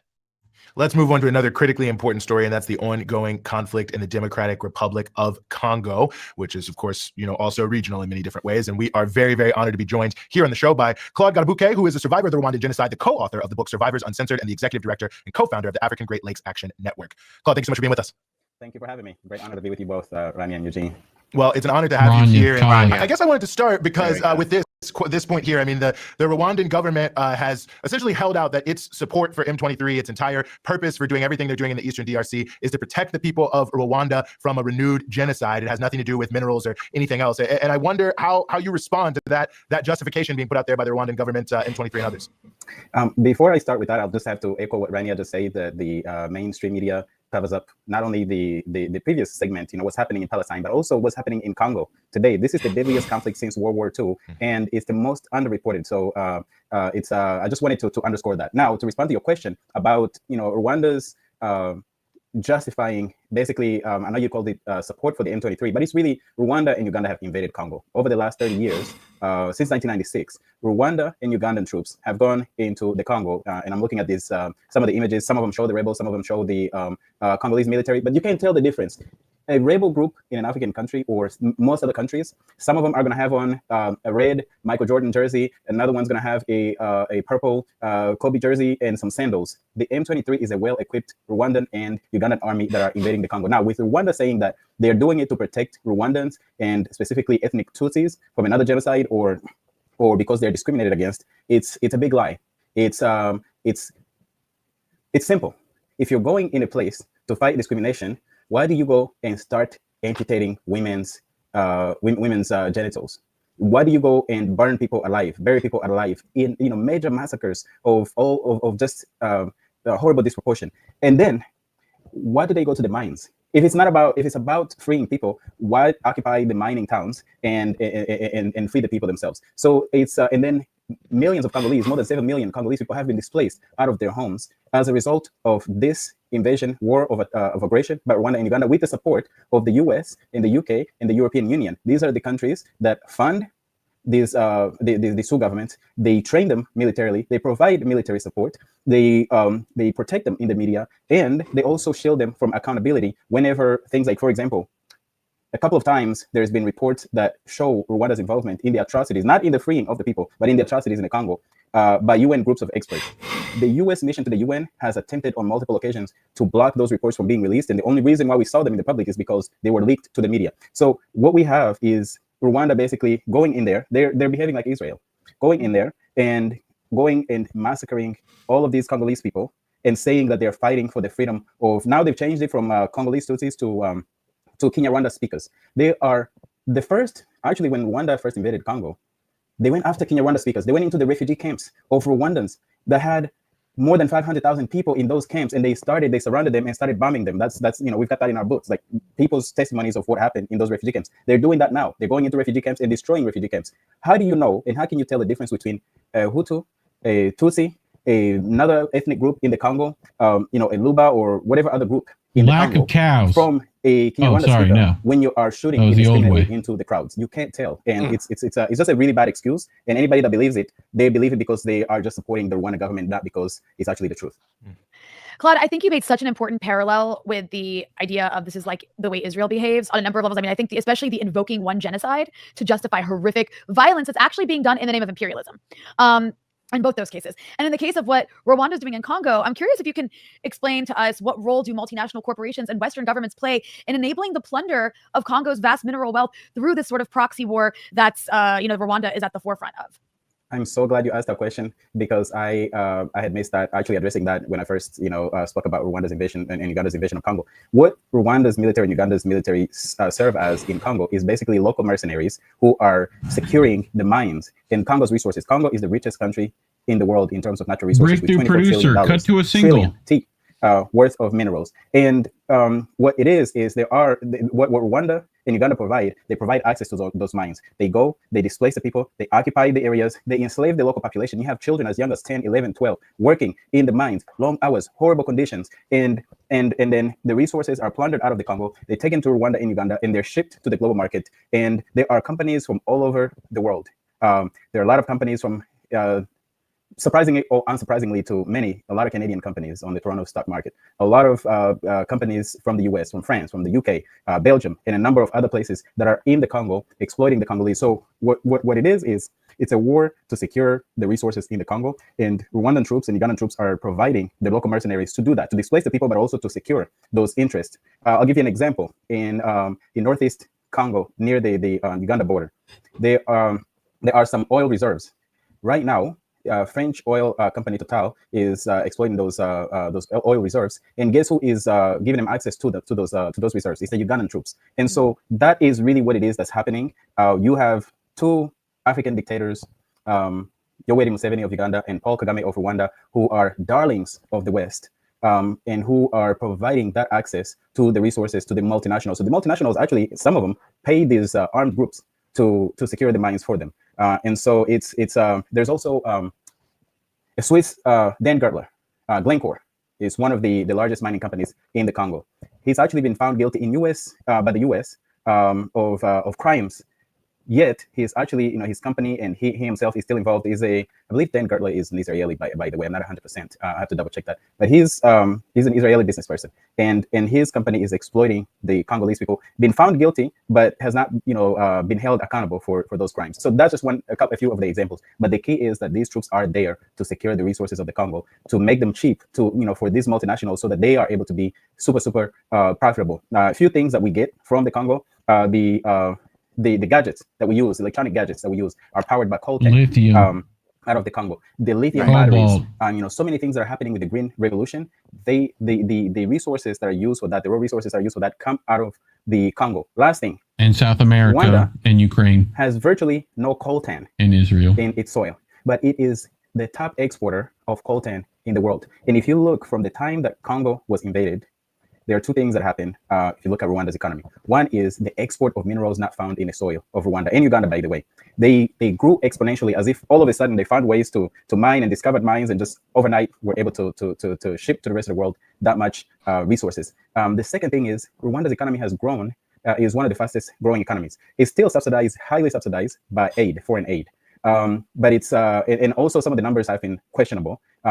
But a lot of the development is using resources plundered out of the Congo. So those are the two things, two signs. I mean, sometimes, like, there's a saying in Kinyarwanda that says, you're never mistaken about who stole from you. You just don't know where they hid your property.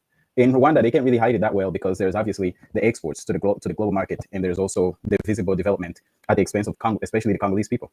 Mm-hmm. Well, in the last few minutes we have here, I also want to ask you about this issue that we've seen from many of the Western powers who are long supporters of Congo now. They're all kind of falling over each other to put out these statements saying they want to ceasefire, they want this, they want that, essentially trying to escape any real responsibility for their support for Rwanda. And of course, supporters of Rwanda are really playing this up, especially on social media, saying, "Oh, look, this is how the West is actually against us, not for us," as we're being accused. So I just wonder how you see all that.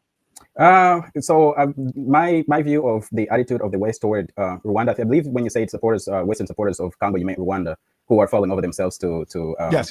put out all this. Okay, yeah, that's what I thought. So they're putting out all these statements, but from what I've seen over the years, it's lip service. And lip service is not, that's just performative stuff. It's not really until something happens where we've seen before. Right now, Rwandan troops and Ugandan troops in the Congo call themselves the M23.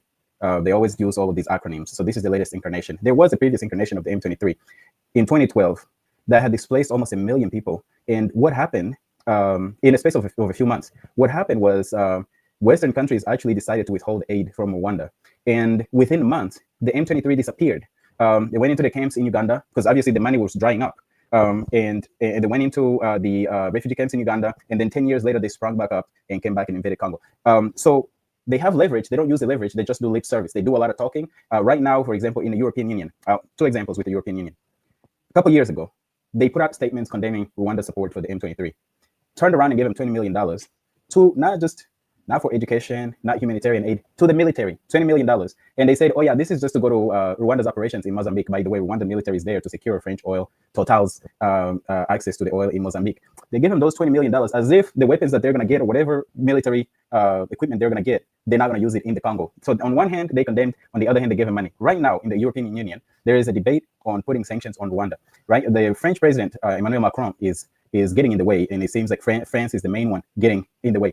Had they put sanctions on Rwanda in terms of economics, they also have a memorandum of understanding for exploiting raw material for worth almost $1 billion over the next few years. If they were to stop those things, Rwanda would not be able to afford. It's one of the poorest countries. In spite of that growing economy, it's one of the poorest countries in the world. They would not be able to invade the Congo. They would not be able to maintain this military presence and occupation of the Congo. So I find it hypocritical. I find it to be lip service. And until there's action, I think it's a lot of talk to look like they're doing something and to also distance themselves from the public outrage against on the atrocities being committed against the Congolese people. And it's thanks to news media like yours that's actually putting this out and individuals doing this work. It's not because they're there's anything else that's pushing them. It's because people are speaking up.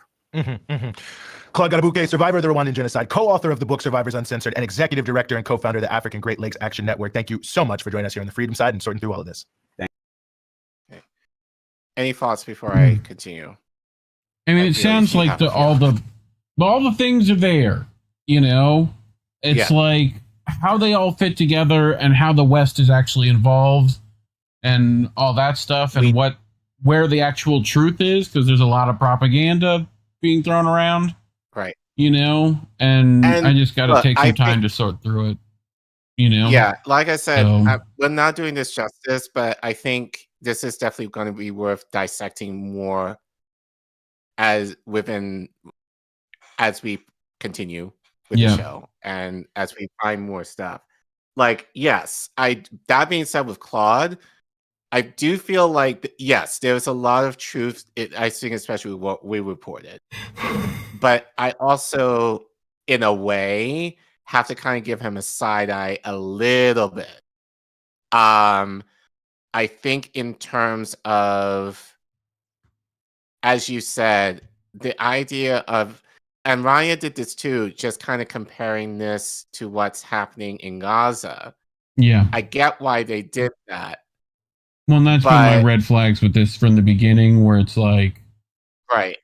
It immediately was like parallels, you know, and they've tried to do that recently in Syria and a couple of other places, and the boot doesn't necessarily fit with that, but more importantly, I know that narratives are trying to be managed everywhere, and you know, there's a lot of stuff where it's like, you know, well, do you condemn what's happening in Haiti? Do you condemn what's happening here and in Ukraine and this? And it's like there's a lot of that going around, and that's just my worry, is that I don't know enough about the region to be able to say yay or nay on, you know, complete genocide yet. There's quite a bit of evidence in Palestine's case, video evidence and whatnot. So same thing in Ukraine. There's plenty of video evidence of what's happening. I just don't have enough to understand there. But we're gonna work on it. Also, for him being and for him being Rwandan, and I think they kind of pulled him. You know, obviously given his position, you know, obviously he's. I don't want to call him a PMC, but he is. But like given his position, but then also, you know, being, you know, a victim of genocide himself. I think to kind of speak into that in terms of, you know, what he experienced and how, you know, kind of giving sympathy in a sense in what's happening in Congo. However, and I get that. However, especially if Rwanda is involved, and yeah, he talked critically of it somewhat. I think for me, I would rather hear from someone who's Congolese to kind of hear their opinion on it, because I feel like he's somewhat far removed from the situation, if that makes sense. Like, there's just something yeah, there was a lot there that I think he was definitely spot on with. But there's also parts of it where, you know, he was like, I think just more or less the connection with Israel and like making that, and I think I understand, but I almost rather him kind of make it its own thing. Like, that being said, is Israel involved? Probably. I would say more than likely. You know, and like people in the comments, we'll read them later, are kind of saying that too. We have a small audience, by the way. But I think you're big in our hearts. Yeah, I agree with you. I think I just want to hear more. Like, yeah, I from would like other more people from information, different please. sources. Yeah, Correct. yeah. But I have a all of thing that for said, this. we were able to go through all of that within the last 25 minutes and some change, you know? Yeah. So I want to go back to John Legend a little bit because he kind of played off being like, I don't know shit about it, but I'm just going to do it anyway, you know? So so he would have been able to kind of do what we were able. No, well, he's not going to do independent media. Well, independent media, but you know, but the information is out there to, you know, for him to kind of learn about and then make a decision. Like, and that's kind of where with Thames, like the artist that he kind of mentioned and who made that tweet about, oh, I didn't know about it. Again, I find it very difficult to believe, especially from Thames, that you didn't know, given that you have problems in your own country as well. Like, which we also mentioned, like, but people have known about Congo. Well, here's the thing. Like, it's not heavily reported on, but that's not to say people are not aware of it either, or at least learn more for you to be able to know more of what's going on. And I think that's where it's lacking right now, is that, you know, people, I think it kind of reminds me of when we reported about the genocide that happened in Namibia back at the turn of the century. And like how when people were asked about it on the street, people were like that. First of all, if Namibia is a country, but number two, there's actually a genocide there. Like, there are ways to know. And if you don't know, find out more. And I feel like that's where John Legend failed, to know more for him to make a more, I would say, better decision than just, it almost seems like I don't care about it.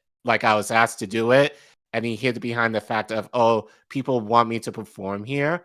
And I'll speak more into that toward the end, but like, you have a platform where you're able to educate people as an artist about the reality. And sometimes saying, no, I'm not going to do this for these reasons, especially how interconnected we are, can be way more powerful than you kind of make the guise of, oh, well, I have to perform because people will be disappointed in me. You're going to Rwanda where there has been a genocide there. If you're able to help people make that connection, I would bet that people would understand, number one. But number two, I think, and this will kind of speak into what you were saying before, he's not playing to Rwandans per se. Like, he's preparing to, like, when I say Rwandans, I'm talking about the people that I know who live in the bush. Yeah. He's not playing to them. He's playing to the Rwandans who have means, who are more like on a capitalist bend, and they do exist. I saw plenty of those when I was over. Yeah, dude, go show me those big ass longhorns. I want to go out there with the cool people. Country boy. But not even that. You know? But not even that. There is, like, I would argue there's somewhat of a renaissance in Rwanda. Like, they're trying to make, it's known as the Singapore of Africa.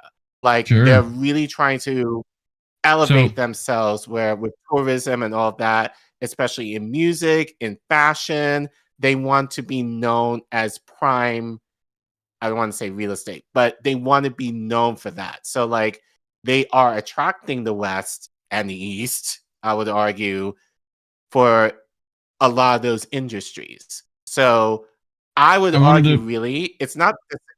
Go ahead. Go ahead. Oh, I wanted to like bring this because you were talking about like this is what I feel like we do here a lot. You know, we are critical. We critique things, right? I feel like that comes with its own responsibilities, right? So goes beyond surface level opinions, engage in deep analysis, interpretation, and contextualization of topics as an art form, examines topics through various lenses, providing insightful perspectives that challenge viewers to think critically about topics and events. Sound familiar to what we do, Care Bear? Yes. I'm gonna help people understand why we were like, well, we might need some more sources, right? We'd like some independent sources. We'd like multiple ones of those. We'd like those to be verified to make sure they're accurate and that they're well informed, right? And that they're named and understood and trusted by our circles. Right. That would be nice. Thank you. Right. And again, and I think a lot of it is, I've never heard, now, granted, I don't know much about the situation. Yeah. I don't know Claude. So, Correct. and I'm sure he means Nothing well. against the guy. He's probably fine. He's probably You know? fine. But I think we do need to have, and I think sometimes, even in our space, we have a tendency, like, if they're part of this group or if they're a part of a certain organization, that we should immediately trust them. And like, oh, but they do this. So by them doing this thing, or they are part of this organization, that they should be trusted. No, like, they have to earn your trust, and they have to be vetted, you know? Like, I mean, you can do that as part of your show, whatever, fine, you know, but you also have to kind of look at their history. So given, again, for time, I didn't know a lot about Claude, but I know where he works. And I'm kind of like, because Deloitte is kind of, I don't want to say it because I have some friends who do work for them, but it is kind of, I would argue, a very liberal consulting firm. So, you know, so he will, and I get those circles, you have to play into that somewhat. So I'm not sure if he's really going to be more radicalized or more left leaning in terms of what he says.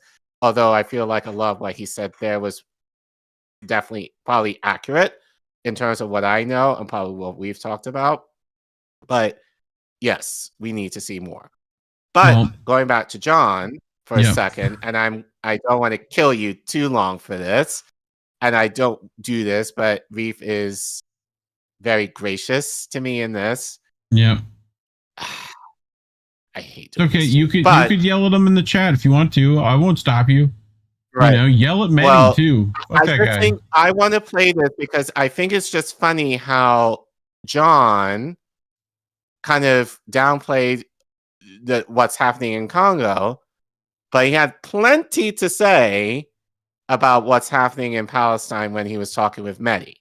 So I do want to play that, and I want you to notice the difference between what he said to that interview in Kigali and what he says to Mehdi here. So we are going to play on social media from my friend Daniel Levy, calling for a reset on Gaza from the administration. Does Kamala Harris need to break from Biden on this issue, do something different policy-wise? She's done better, I think, rhetorically. I think we can all agree. Does she need to do something better on policy, signal that she will be different, especially to win a key state like Michigan? I do believe so, and I really think it really revolves around the idea of accountability and using our aid to Israel as leverage. I don't think we should be writing blank checks to any country that we're allied with, and that any kind of assistance we provide, any kind of weapons we send, should come with conditions. And I think that's a very sensible way to conduct foreign policy, and we do it just about everywhere else. So let's do it there too. And in the summer, That's also in May, a problem. actually, you collaborated on an Instagram post with Save the Children, calling for a definitive ceasefire in Gaza and a release of the hostages, which we all want. You said you and Chrissy had donated, I think, $100,000 each to the charity for Gaza. Which also, I think, does stuff in Ukraine. Both as parents, to see how many kids have been killed in Gaza, at least 16,000, probably more. Thousands more have limbs amputated. Some of them have come to the US for treatment. I'm a parent, you're a parent. Forget the politics. Just seeing what's happened to children. What's that been like for the last year for you? I know you spend time on social media like we all do. It's stunning to see it, and it also makes me very frustrated how easily we dehumanize certain people.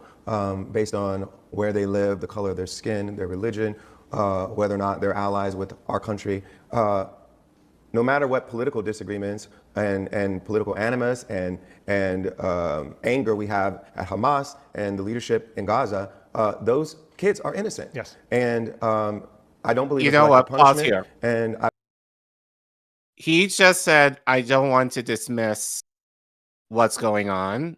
You just did with Congo. You did. Because you just kind of like, I'm sure there's fine, but I don't know anything. So Also, how much you want to bet he fuck still them gets money kids, I'm from gonna Israel? play any- You know? Right. But basically, he was like, fuck those kids in Congo. Essentially. Like, you have you like with the shit livingness of what he was saying here, correct in part of what you were saying regarding Palestine, somewhat. But you should have had that same energy for the people in Congo. And I think I mentioned this to either you or Indy earlier in the week.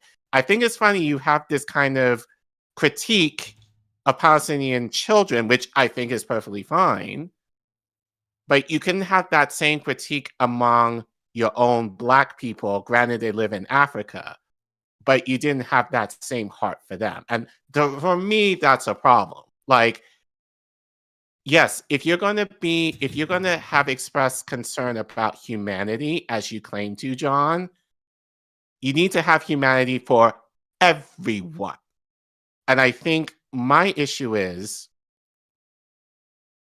as a Black African American who is looking to connect with Africa in terms of your music, you have a priority to educate people about the reality of what's happening in Africa.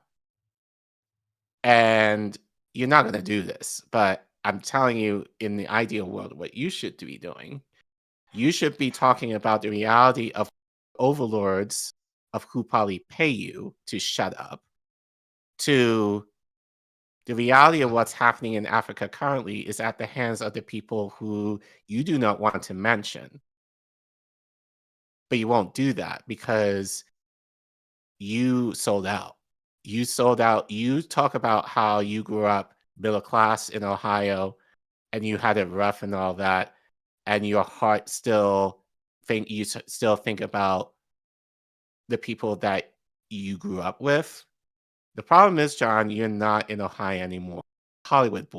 You've gotten a taste of elitism. You're now schmoozing with the Democratic Party, and you are essentially being a shill for them in terms of, you talk about these issues from a liberal standpoint, but you kind of do, but you never talk about, as we said in the last segment, talk about the root issues and how the Democrats have failed and how they never address the root issues to the point of actually solving them, but more tweak around the edges in the guise of progress. You don't do that in general if you're politics, and you especially don't do that in your music.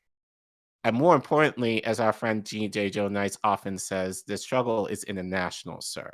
Like, you can easily make the connections of how Black people are suffering in Africa in the same way that Black people are suffering here. And considering that I have so many of my people, but certain groups of Black Americans who are shitting on other Black people in diaspora, given from where they are and all that, you have a means to utilize your voice and your talent to make those connections, and you're choosing not to. And that's the problem that I have with you, sir. Like, you had a prime opportunity to stand up for the people and the children of Congo in the same way that you're doing with Palestine. And you didn't do it because you didn't give a shit about it. You're more concerned about your music, like as far as the connections you will personally make, and not the connections you can make with the world in terms of how, regardless of where you are, the struggle is international for us. But you haven't struggled in however long. Like, you have several houses, you're on TV shows, you have a wife who's shit, but you have a wife who is beautiful, whatever. Maybe Also, like, terrible person, physically, even but worse not- than him. Right. Just FYI. Right. But Despicable. right. So, you know, so Human garbage would be a compliment. So, right. But anyway, You can finish play what he was saying. I believe that their lives are just as valuable as Israeli lives or any other lives. And so I want foreign policy to be conducted with that in mind. I want philanthropy to be conducted with that in mind. And I want our news coverage of the situation to be conducted with that in mind, that these lives are just as valuable as any other lives around the world. You're so important, Mehdi Hassan. When we cover them, there, because, and again, you did not do that. You did not do that. You failed to do that when the Kigali journalist asked you about it. You failed to do that. You failed to uplift that. You failed to acknowledge that. It was like, I don't care about those issues. I don't know enough about those issues. Well, damn it, John, that's your, not to say issues. You can learn about it. Be curious, figure it out. Like we just showed your audience, again, a piece of what, Thames, again, I guess she didn't understand the situation, but she didn't do the concert. Doesn't say much for Thames, but like at least she took a stand for something. And John, you didn't do that. Humanity, and we don't just kind of gloss over it with just numbers, but we center their humanity just like we centered the humanity of the festival goers in Israel. Yes. And they were just there to enjoy some music, and it was horrific what was done to them. Yes. But it's also horrific for kids to get bombed in Gaza. It is absolutely horrific. Well and said. so we need to, as a society, as a world, equate those lives, equate the value of those lives. 100%. Right. Yeah. It's again, you didn't equate those lives in Congo to be important to you when people asked you about it. So How dare you? But I mean, so enough of John. Like, as I said, I feel like he did a disservice in terms of not using his celebrity to bring light to the issue. But I do want to play this because I felt this artist. Actually, you got something. This is new. Yep. I added this, and I think this is. Oh, you have this. I got This is why I got it. Yeah. This is from Typical African, and here's the atrocity of the Western Africa that still affects Africans till this day, but they won't teach you in school. And I feel like it is kind of part and parcel talking about all this, that you kind of need to know this in the area, at least. So 1961, they assassinated Patrice Emery Lumumba, and Congo has never been the same again. In 1963, they assassinated Sylvanus Olympio in Togo, and Togo has never been the same again. Then there were coup d'etats, Kwame Nkrumah himself. In 1966, eliminated via coup d'etat. All his writings, all his speeches banned, never to be read, never to be listened to until 1972, when Ignatius Kutu Acheampong rehabilitated him. Ahmed Ben Bella in Algeria gone. In Nigeria, Nnamdi Azikiwe and Abubakar Tafawa Balewa gone. In Mali, Modibo Keita gone. In Chad, everywhere, coup d'etats. Here in Ethiopia, 1974, if I'm not wrong, coup d'etat and the emergence of the Derg regime. In East Africa, Uganda, coup d'etat, mutinies in Kenya, Uganda, Tanzania in 1971. All orchestrated because we were disunited and we were weak. The predictions of our forefathers and founding mothers that disunited we would remain weak came true. Yeah. So you brought information there. Yes. We played Yeah. this before. Did we? But I think it's very important. Yes, we played this at least twice. Oh, this one, yeah. Well, not Nina Simone's. this one we have. Yes. So, I mean, just watching John just makes me think of her in terms of what she said about her role as an artist. So, and it's too bad that John didn't, I think he thinks of it in his own way, but not to elevate and cultivate that understanding among his audience. But for those of you who haven't heard this, let's see what Nina has to say. An artist's duty, as far as I'm concerned, is to reflect the times. I think that is true of painters, sculptors, poets, musicians. As far as I'm concerned, it's their choice. But I choose to reflect the times and the situations in which I find myself. That, to me, is my duty. And at this crucial time in our lives, when everything is so desperate, when every day is a matter of survival, I don't think you can help but be involved. Young people, black and white, know this. That's why they're so involved in politics. We will shape and mold this country, or it will not be molded and shaped at all anymore. So I don't think you have a choice. How can you be an artist and not reflect the times? That, to me, is the definition of an artist. So, I mean, but he's not going to do it, but we can. And so, as we said, again, this segment is a mess in a way because it's very complex. We're not going to tap. I'm sure this was about, but this is just the beginning. And as I told Reef, I am very committed to working with him to gain more understanding on this issue. Like, we've talked about it in different stories in the past, you know, and I'm sure, and I saw a lot of you guys in the chat kind of mention that, so thank you for that.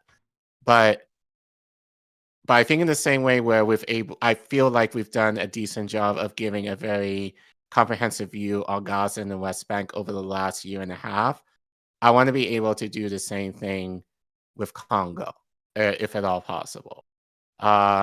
So, as we said earlier, if you guys know of any sources or people that are able to speak into, you know, the reality of what's happening in Congo and how all of these branches kind of intertwine with each other as far as the corruption, as far as the exploitation and the imperialism that's happening among the neighboring countries, but more importantly, how the West is kind of overseeing this, please let us know. And we want to be able to give, more importantly, we want to give the Congolese a voice, if at all possible, in the same way we're trying to give the Palestinians their own voice. People are right, though. Like, Congo is not talked about at all. Like, I feel Gaza, while correct, has gotten a lot of play here, but you know, not so much independent media, but you know, but we don't often hear about Congo, which I will argue, you know, as you said, like the very phones we use come from Congo in terms of the lithium that is being exploited from there in order to work the technology that you're probably using right now. So I feel like out of that, I think we owe it ourselves to dive in deeper into this issue and really learn the insights of it in a way that I think we've done on Israel and Palestine. So, but yeah, so John, thank you in a way for giving me a lane where you couldn't, at least on a minimal level. But that's why we're demonetized. So if you want to help us out, especially in the future, as we are looking to connect with people within the continent that is able to speak more on this issue and story, you can help us financially by scanning the QR code that you see on your screen if you have a smartphone, or go to the link that you see at the bottom of your screen there. Or if you're in the YouTube chat, you can type in !donate, all one word, and it will go to the Ko-fi link where you're able to fund us financially. Anything helps, even as low as $1, will be a huge way of our thanks to you for supporting us if you choose to do that. Obviously, we know money is tight, so the best way that we're asking for people to help us is for liking, sharing, and subscribing to our content. So tell us in the chat or let us know in the comments what you think. How do you feel John handled this issue regarding what's going on in Congo? Do you know anything about Congo, and would you like to know more about it? What issues within Congo do you think that we should cover in future segments? We'll definitely be interested to try and see if we can get experts and vetted people who know more than we do, and we're admitting our ignorance in this way. God, it sounds like you want to have a healthy ego. God, that's terrible. How dare you? No, I want to practice what I want to practice what I preach, and being narcissistic and vain, it's fine. It seems to work for everyone else, you know. Well, well, look, part of the reason why, and you know this, part of the reason why I was scared to do independent media, it's the idea of feeling like you have to know everything. I know that's not the case. Yeah, but it's actually better if you say you don't know things. That's what we're supposed to do, right? Anyway, but let's know what you don't know in the comments below. I'm admitting to you guys, I don't know probably most of the stories that we cover. I am being dead on it, but I have an inquisitive mind. I like to think so. I do ask questions. I think, but I want to take a learning stance. I want to learn more about what's happening in the world outside my little bubble. I want to help you guys I'm kind of coming into this with more of a, facilitating view. Like, I don't want to be known as, Collin knows this issue or this issue. I want to be known as Collin has questions about these issues, and like his audience, I want to know more. So I could be better informed than not knowing this shit. So that's the kind of stance that I want to take. And if I'm not having that stance, fam, call me out on it. Because it's very easy to get ego. Fucking. Or yell at me at Twitter. I'm sure that a lot of people do that anyway. Tell them to learn to wrap this shit up. We gotta fucking get the shit. Get down in those comments. But help us get to 3K. We've been getting there slowly. Thank you guys for watching. Yep. Thanks, peoples. All right, we got one more.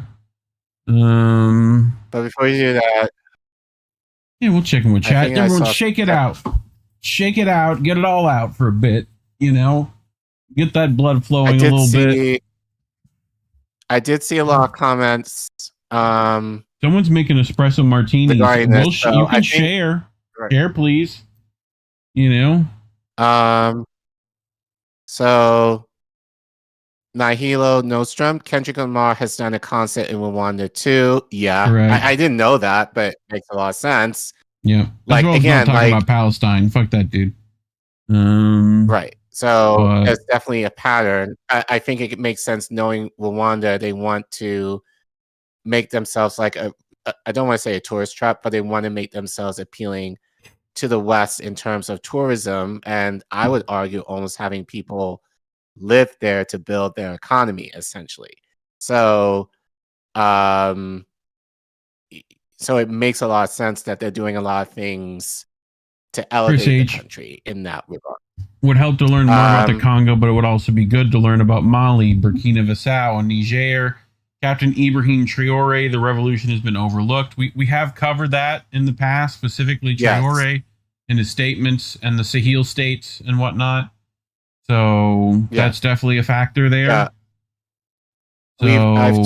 I talked with you off camera about that too. You've mentioned that off camera with me. Yeah, before we did the segment. That's definitely something. Yeah. Yep. So that's definitely something we have on the docket. So like I said, if you guys know of anybody who could speak to that, let us know.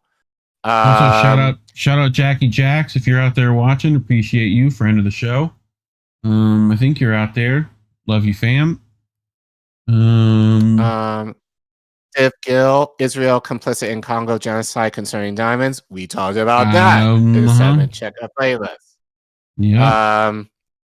Steve Gill, 4 days ago, the head of Israeli intelligence, David Barnea, is trying to lay new foundation for a security intelligence partnership with Congo.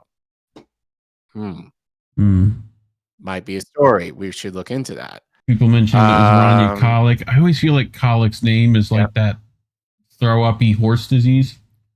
And I know that's a terrible thing to relate that to.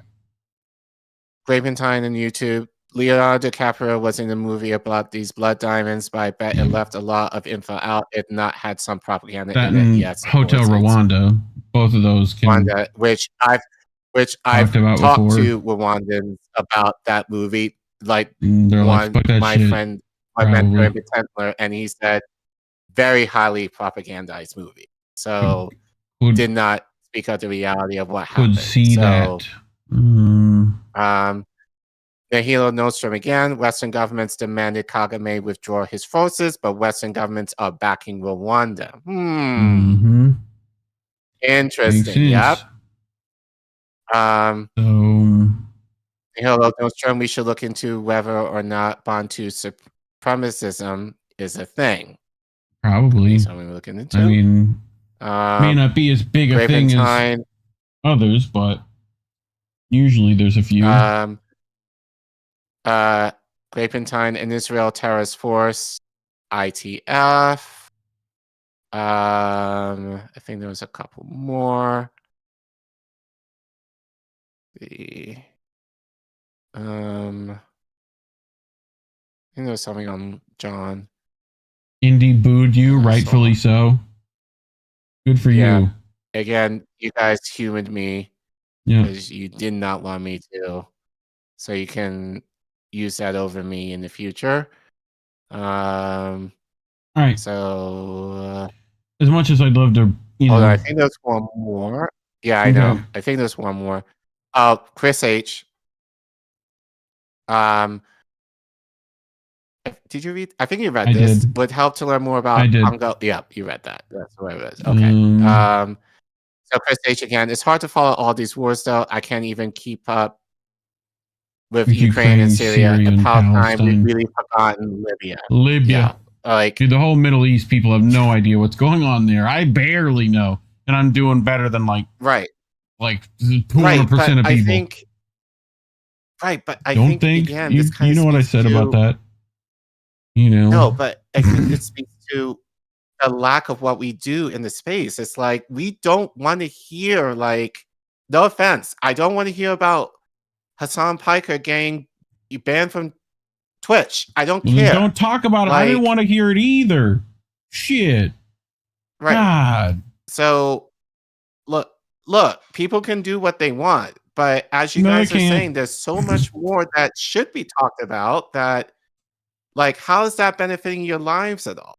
Like, Hassan Piker is a rich man who's making profit, basically doing the shit that we're doing, but making more money for it for mediocre content, I would argue.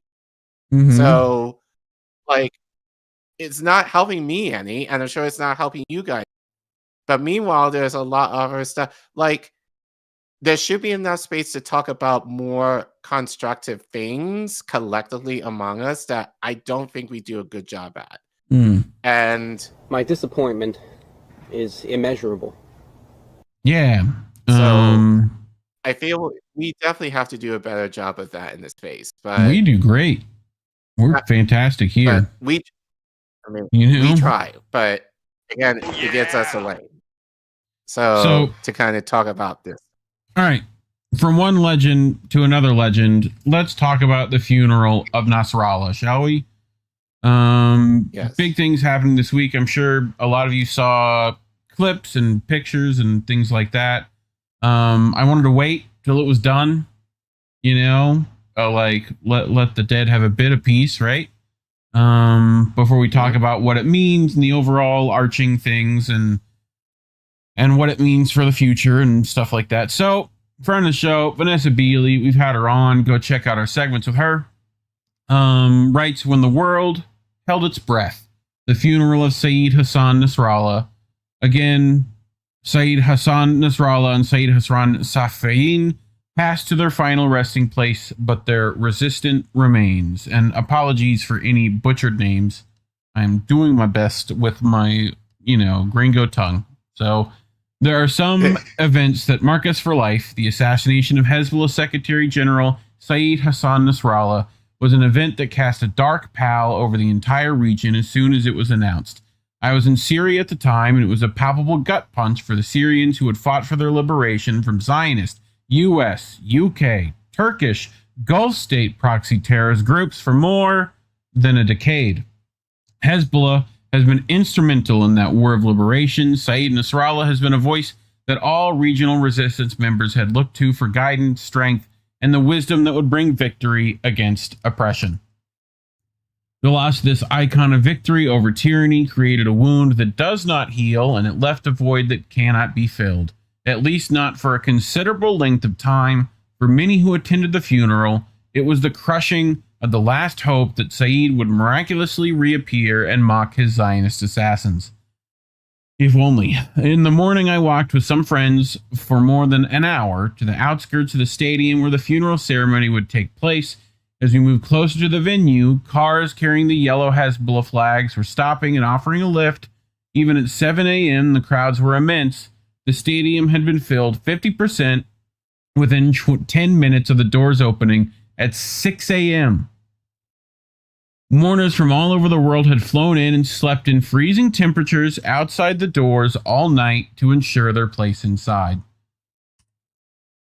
We clambered up onto the concrete walls outside the stadium and watched as the car parks and surrounding roads began to fill with the yellow flags and crush of people coming to pay their last respects to their universal father, guide, leader, and confidant. So here are those flags she mentions, right? I just want to give you a, that's quite a bit of folks, So yeah, that's again, I think something like 1.4 million was the number I heard, and that was probably a conservative estimate. So Vanessa was not the only person from the West at the event, and those I have spoken to since have all remarked on the incredible groundswell of grief and collective sorrow. Something you will never see in the West because we do not have any leader who represents the will of the people or epitomizes the humanity we all respond to when we are finally confronted by it. Not in the halls of Parliament or Congress, but in a region long dehumanized and discarded by those who rule us and take us to endless wars against these generous, kind, and courageous people. So yeah, it's funny she mentions that because I remember it makes me think of when Jimmy Carter passed away. Now, I was affected by it directly because the National Cathedral where they had his service is near my job. So I forgot that there was actually going to be, there was a funeral that day, but I remembered from the traffic, trying to get around the area. But it makes me think, even for Jimmy Carter, there wasn't a big pomp and circumstance for him. It was just held in the cathedral. The only thing that I can remember that is relatively close would be the death of Princess Diana in the UK and the death of MJ, Queen Elizababeth. That's another one. Or MJ. That's the thing. Here, a celebrity will get that kind of pull. Which it says more, which I think really speaks to how fucked up we are in this country, that we value our celebrities more than our actual politicians. Yeah. So it just kind of makes me think of what happened if when Bernie passes. No one's gonna be there. Now the thing is, if he did everything right in the way that he should have and talked about that he was going to do, I'm sure there probably would have been a lot more pomp and circumstance for him. But I doubt it now. Valiantly doubt it now. But yeah, so, but able to pull over 1 million people for a political leader is not heard of here. Yeah. So, friend of the show, Fiorella, I can't begin to describe. The words elude me and do no justice. It was life-changing to witness the spirit of resistance that lives in the souls of people who were there to celebrate icon Saeed Nasrallah. Video when we entered the stadium, the energy was surreal. So, notice what Fee decides to film. Just saying, the people, the actual event. Right. So, Saeed Hassan Nasrallah was not only a great leader, phenomenal human, military general, and martyr, but an enigma of the entire resistance, not just here in Lebanon, but in Iran, Iraq, Palestine, and beyond. And his people came to bid him a see you later. And you could feel this deep force of energy in the entire stadium. I got asked why I thought Saeed Hassan Nasrallah was so successful as a leader and such a father figure for people. I answered that he was everything the so-called leaders in the U.S. are not. He was not arrogant, but humble, not egocentric, but altruistic, truthful, and not a liar. He focused on his people rather than himself. And this is precisely the qualities we do not embrace in the West. We can't begin to comprehend why almost 1 million people, an entire country, would stop everything to bury their leader. But if you see and feel it, everything makes sense. So Vanessa continues, from one vantage point, she watched one lady with 2 children, a daughter and son, as the ceremony progressed. Her tears fell freely as she held the photo, presumably of the child's father. A martyr in the latest Zionist war against Lebanon, her daughter buried her head in her mother's lap. Her son, a little older, held back his tears to comfort his mother. Everywhere around us, the grief, the loss, and the anger was on full display. Journalist Marwa Osman pointed this on her Telegram channel one day after the ceremony. So we'll watch this a little bit from her. Yeah. So, you know, and she said this made her cry just seeing all the people here, you know. Right. So, but I think that's the thing that a lot of Westerners don't focus on is the actual individuals, you know, the collective of them. Right. So, right. Well, no, I'll argue we do, but not in not depth. In the same way. No, like we do it. No, like we do it, like, you know, like the inauguration. Yeah, that's when we would focus on stuff like that. Or like the Super Bowl. That's when you'd see something like this. Right. Yeah. Right. So not people openly crying for the loss of a, you know, government leader. Right. So like if when Biden dies, people are going to come out for like this for him? No. No. So other than to maybe throw eggs. So right. But that was that. So it has been admitted that senior officials in the Trump Zionist administration were keen for the Zionists to bomb the funeral, where more than 1.4 million people had gathered to pay their last respects. Wow, what stand-up people we are. From all over the world, Yemeni resistance leaders were among the potential targets designated by the Washington Hawks. There were rumors from various Yemeni and Iranian social media accounts that Israel decided against such action when they received messages from intermediaries that Yemen and Iran had missiles trained on their occupied territories, which would be launched should Israel commit such a crime. I mean, it reminds me of the funeral of Shireen Abu Akleh, where we literally had to kick through IDF with her casket, you know? Mm-hmm. So, despite the Emirates and Air France cancellation of flights to Lebanon on 23rd February and flights from Istanbul being subject to unusual long delays, the turnout was indicative of the support for the resistance against the Israeli genocide in Palestine, the land grab and devastation in southern Lebanon, and the annexation of Syrian territory since the international coup toppled the government in December. Israel did fly over the ceremony at low altitude twice. The roar of the jet engines was immediately drowned by the roar of the crowd. 1.4 million voices raised against the Zionist supremacists. no fear, even from the children whose fists were raised in defiance. So, Fi caught this. Apart from attacking southern Lebanon, the Israeli Zionist regime flew their fighter jets twice close to the funeral ceremony. The failed intimidation made people respond defiantly. Here's that moment outside and inside the stadium. No. Go back. Come on. Do the thing.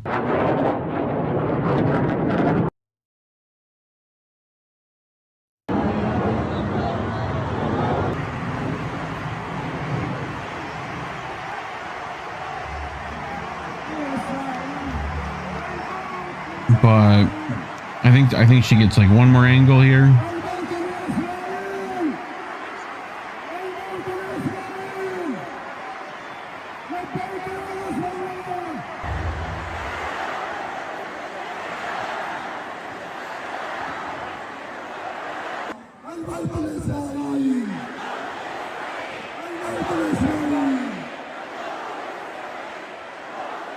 And I mean, if I could translate, that's probably what? Fuck Israel.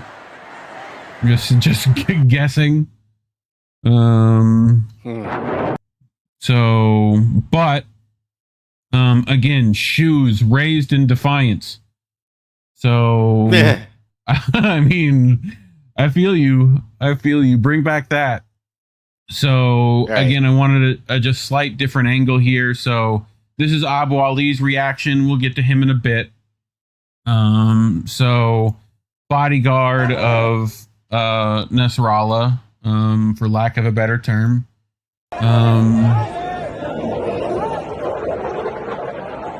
Literally stands up. Like,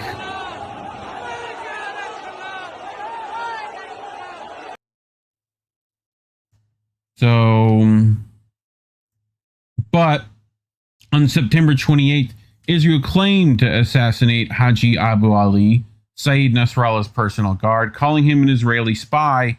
Today at the funeral, he's alive. Resistance outsmarts Zionist lies yet again. So, funny that. In many ways, this demonstrated the impotence of force against an ideology that does not die with each martyr, but lives on in every fiber of every being that has dedicated themselves to an end of occupation, apartheid, and the disenfranchisement of their people in the region. The following video from Hopio Media gives an idea of the scale of the ceremony. So, more video. Yay. Hundreds of thousands of mourners gathered in Beirut to bid farewell to Syed Hassan Nasrallah and his late successor Syed Hashim Safi ad-Din.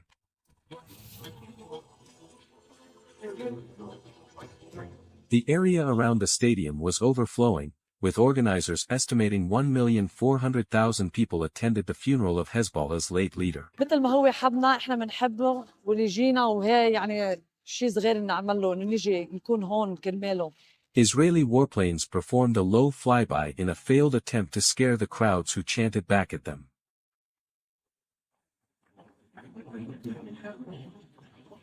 With our attacks.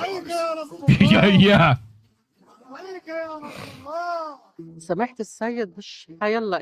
Isn't just any person.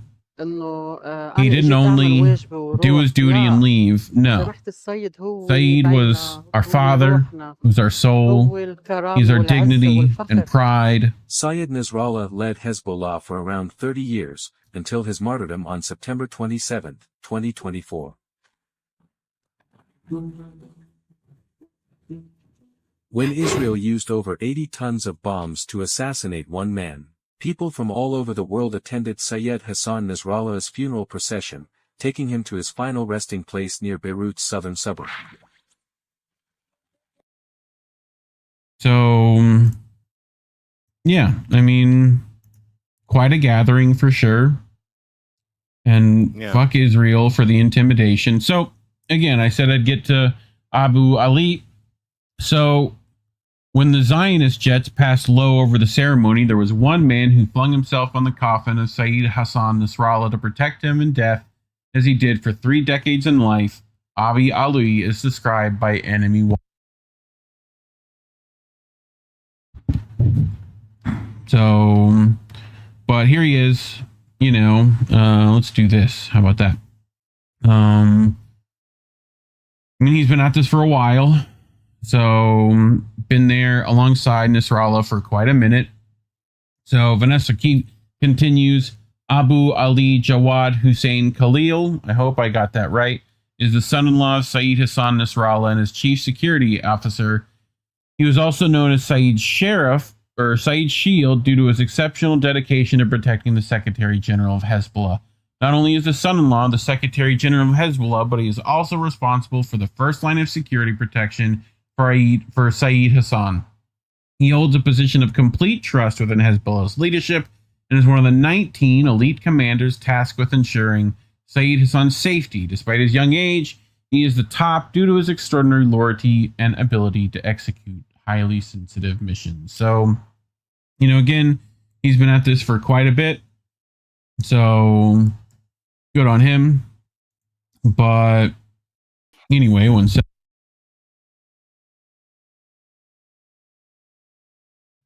Much better. 9 out of 10 lights to purple. Thank you. Abu Ali is one of Hezbollah's most important special commanders and one of the closest figures to the leaders of the resistance. He has faced multiple assassination attempts and plays a critical role in Hezbollah's security operations. His relentless commitment to protecting Hassan has earned him the title of the Shield of the Leader, or the leader's armor within Hezbollah. For years, he's played a key role in ensuring Saeed Hassan Nasrallah's safety through meticulously designed security plans despite persistent Zionist efforts to assassinate him. Abu Ali has successfully kept Saeed Hassan Nasrallah out of harm's way. The Zionist regime had previously claimed that Abu Ali was martyred in an assassination attempt on Saeed Hassan Nasrallah, but in reality, he survived and continued his mission. However, on one of the rare occasions when he was separated from his constant companion, he was left behind in the convoy of martyrs, a loss that was deeply felt by Saeed Hassan's closest aide. For the last 15 years, Abu Ali has been considered the most important security figure in Hezbollah, tasked with protecting Hassan Nasrallah. This makes him a prime target for the Zionists. So, Abu Ali is known for his meticulous planning and seriousness in missions in Lebanon. It is said no one has ever seen Abu Ali smile. His close relationship with Saeed Hassan Nasrallah is evident as Saeed Hassan spends most of his time with him, both day and night. Abu Ali's security advice is always taken seriously, and he has completed advanced security training, making him one of Hezbollah's most skilled operatives. Well, Collin, some say we do get to see him smile. So the Yemenis gave him a gift for his service, and we'll see that exchange.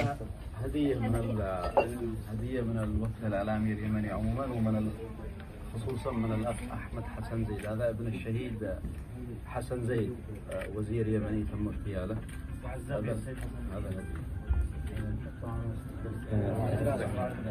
Look, that's a smile. That counts. That counts right there. He's smiling.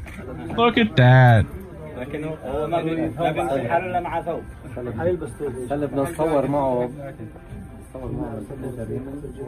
And I don't know where to get one of these.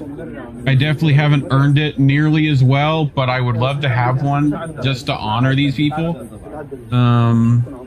As a big knife nerd, please and thank you. If anyone can tell me where to get one, and like a official one, thank you very much.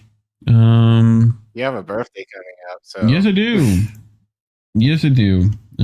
Shout out to the Yemenis who are still doing it. So, to continue in Lebanon, rumors spread about the martyrdom of Abu Ali Khalil in the pager bombings. This news was neither confirmed nor denied by Hezbollah's official sources at the time. However, his sudden appearance at Saeed Hassan Nasrallah's funeral refuted the news. In a defining moment, Abu Ali was with Saeed Hassan Nasrallah when he attained martyrdom. He himself was badly injured, but did not try to lead the battlefield. Later, he recovered from his injuries, but he remains deeply affected by the loss of his leader. So, speaking of pager attacks, right? This says the artificial hand of a veteran. I found out later this is actually the artificial hand of a victim of the pager attacks, right? So this is essentially him making sure that that hand still gets to touch Nasrallah and pay homage. So good on him, you know. So, and he did stuff like this all day. He was there all day like that. So to this day, Abu Ali carries the sorrow of being the last survivor from the martyrdom convoy of Hassan Nasrallah. May Allah protect him. So Vanessa continues, one of the most poignant elements of the ceremony was the moment the Zionist pager attack victims came to pay their respects and to grieve the loss of their leader, who had stood with them through every hardship they had faced in the long war against this threat to their very existence. The majority lost their sight, their faces scarred and burned, their hands, missing fingers, were completely amputated, their own disability forgotten in the grief, their dignity intact despite the ravages of an entity that has no regard for humanity. As the vehicles transporting the coffins of Sayyid Nasrallah and Safieddine moved to the final burial site for Nasrallah, the crowds moved with them.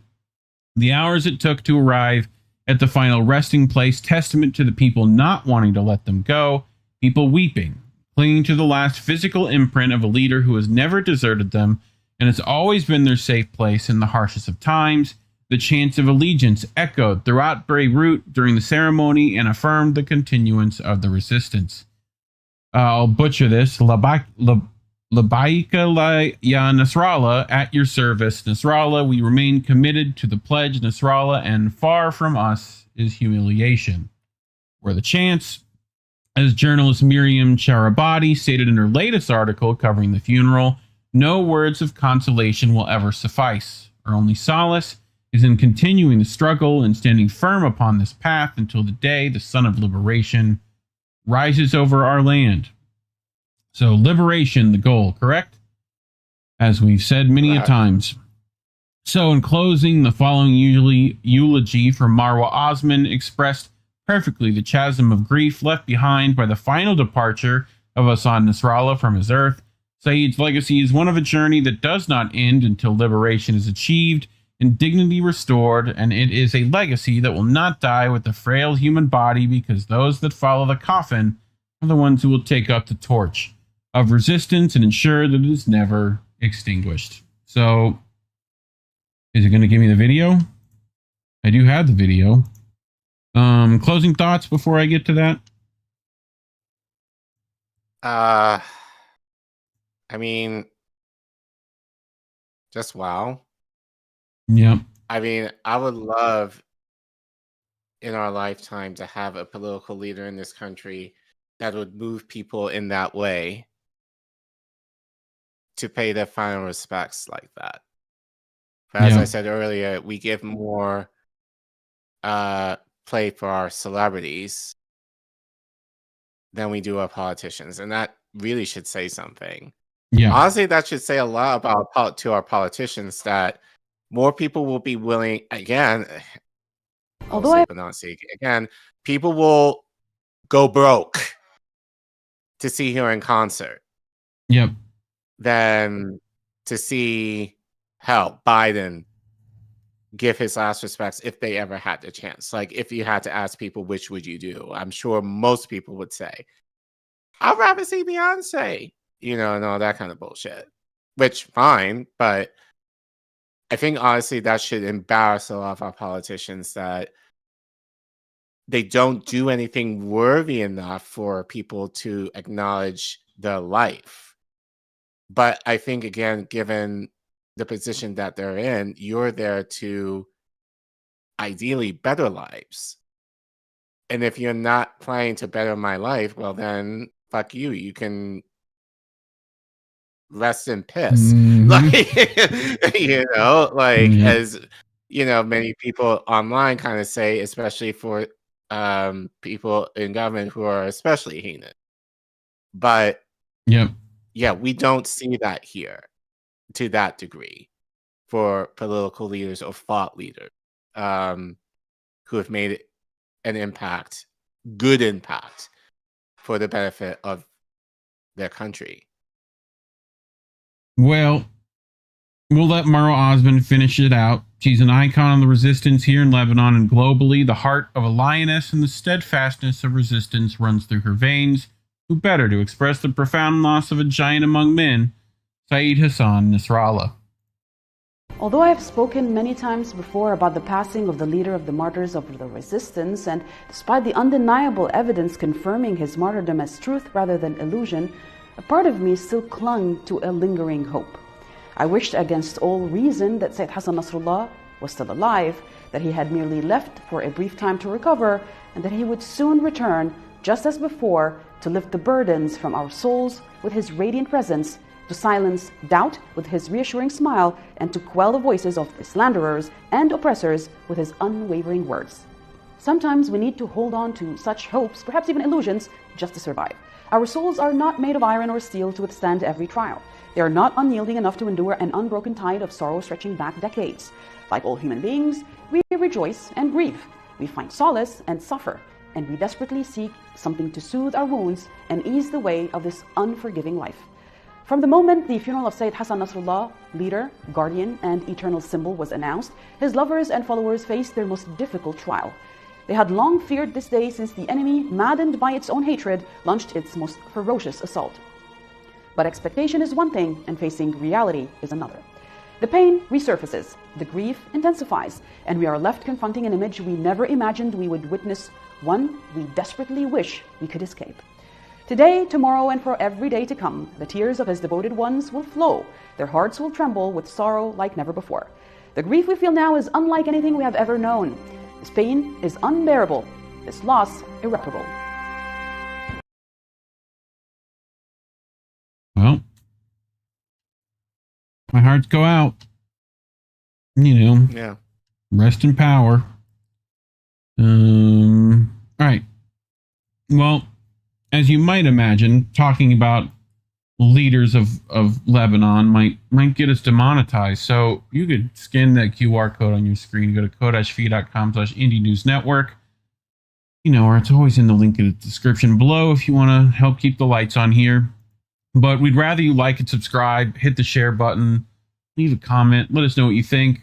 You know, how do you feel about what happened here? But otherwise, thanks for watching. Okay, bro, we did it. We did it. We did it. Yay. I do want to highlight. First of all, I want to say this might be the latest we've gone streaming, at least in a while. Yeah. But thank you guys. I think a lot of you hung in there with us tonight. But I'm tired. My body weary. So yeah, thank you guys for hanging in with us. We know it was going to be a longer stream tonight, but thank you guys for hanging out this long. But I do want to highlight a few people in the chat that said some good shit. So Kate said, when Fee talked about her experience of attending the funeral, she was visibly touched with emotion. Kate, President Ford had a big turnout of people to watch Air Force One drop him off at PS Airport, then a long motorcade to wherever, but it sure wasn't as big as Safi. Yeah, that should tell you something. Let's see, anyone. I think there was a couple more that I saw.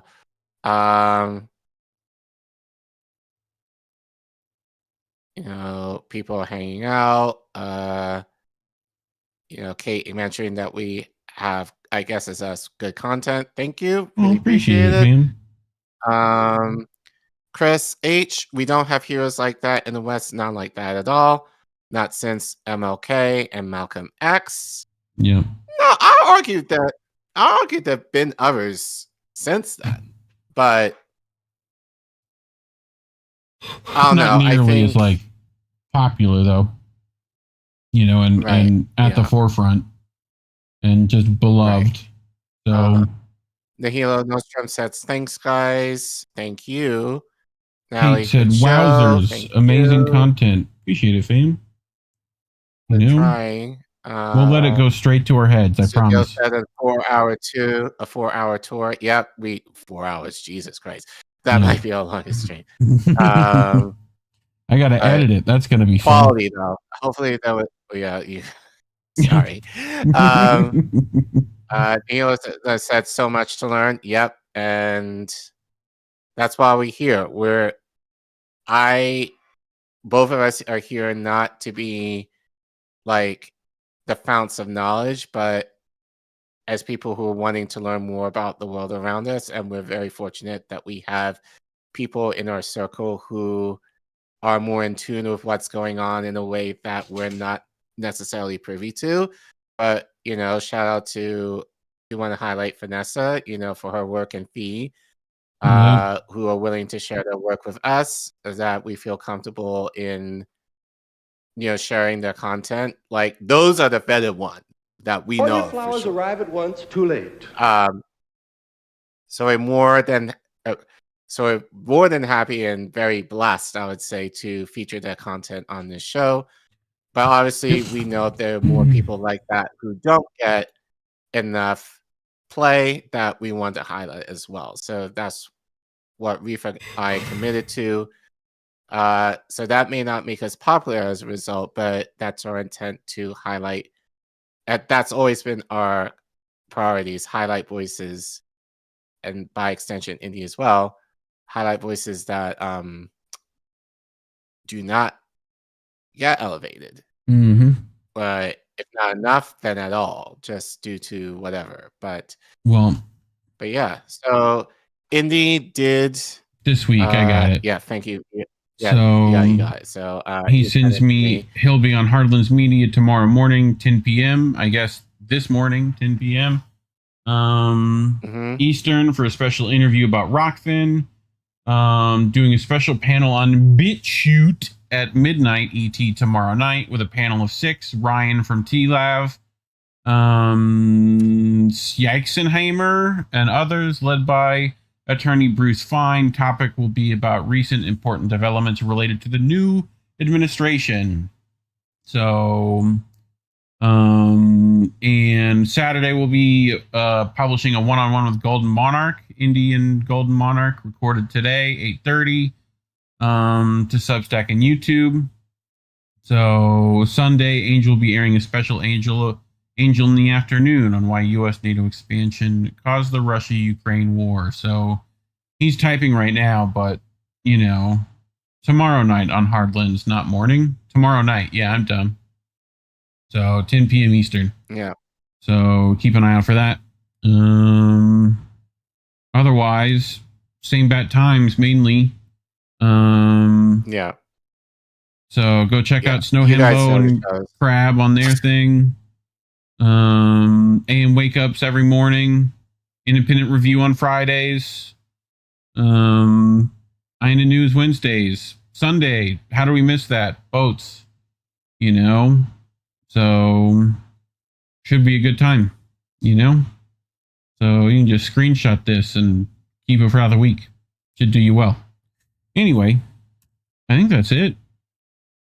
So, just, thanks guys for hanging out with us.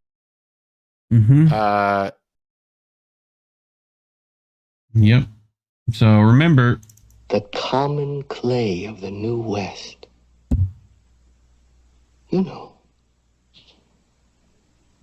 Morons. Yeah, those guys. What? You don't remember that? Blazing Saddles? Anyway, labels are bad. Stay independent, fam. Good night.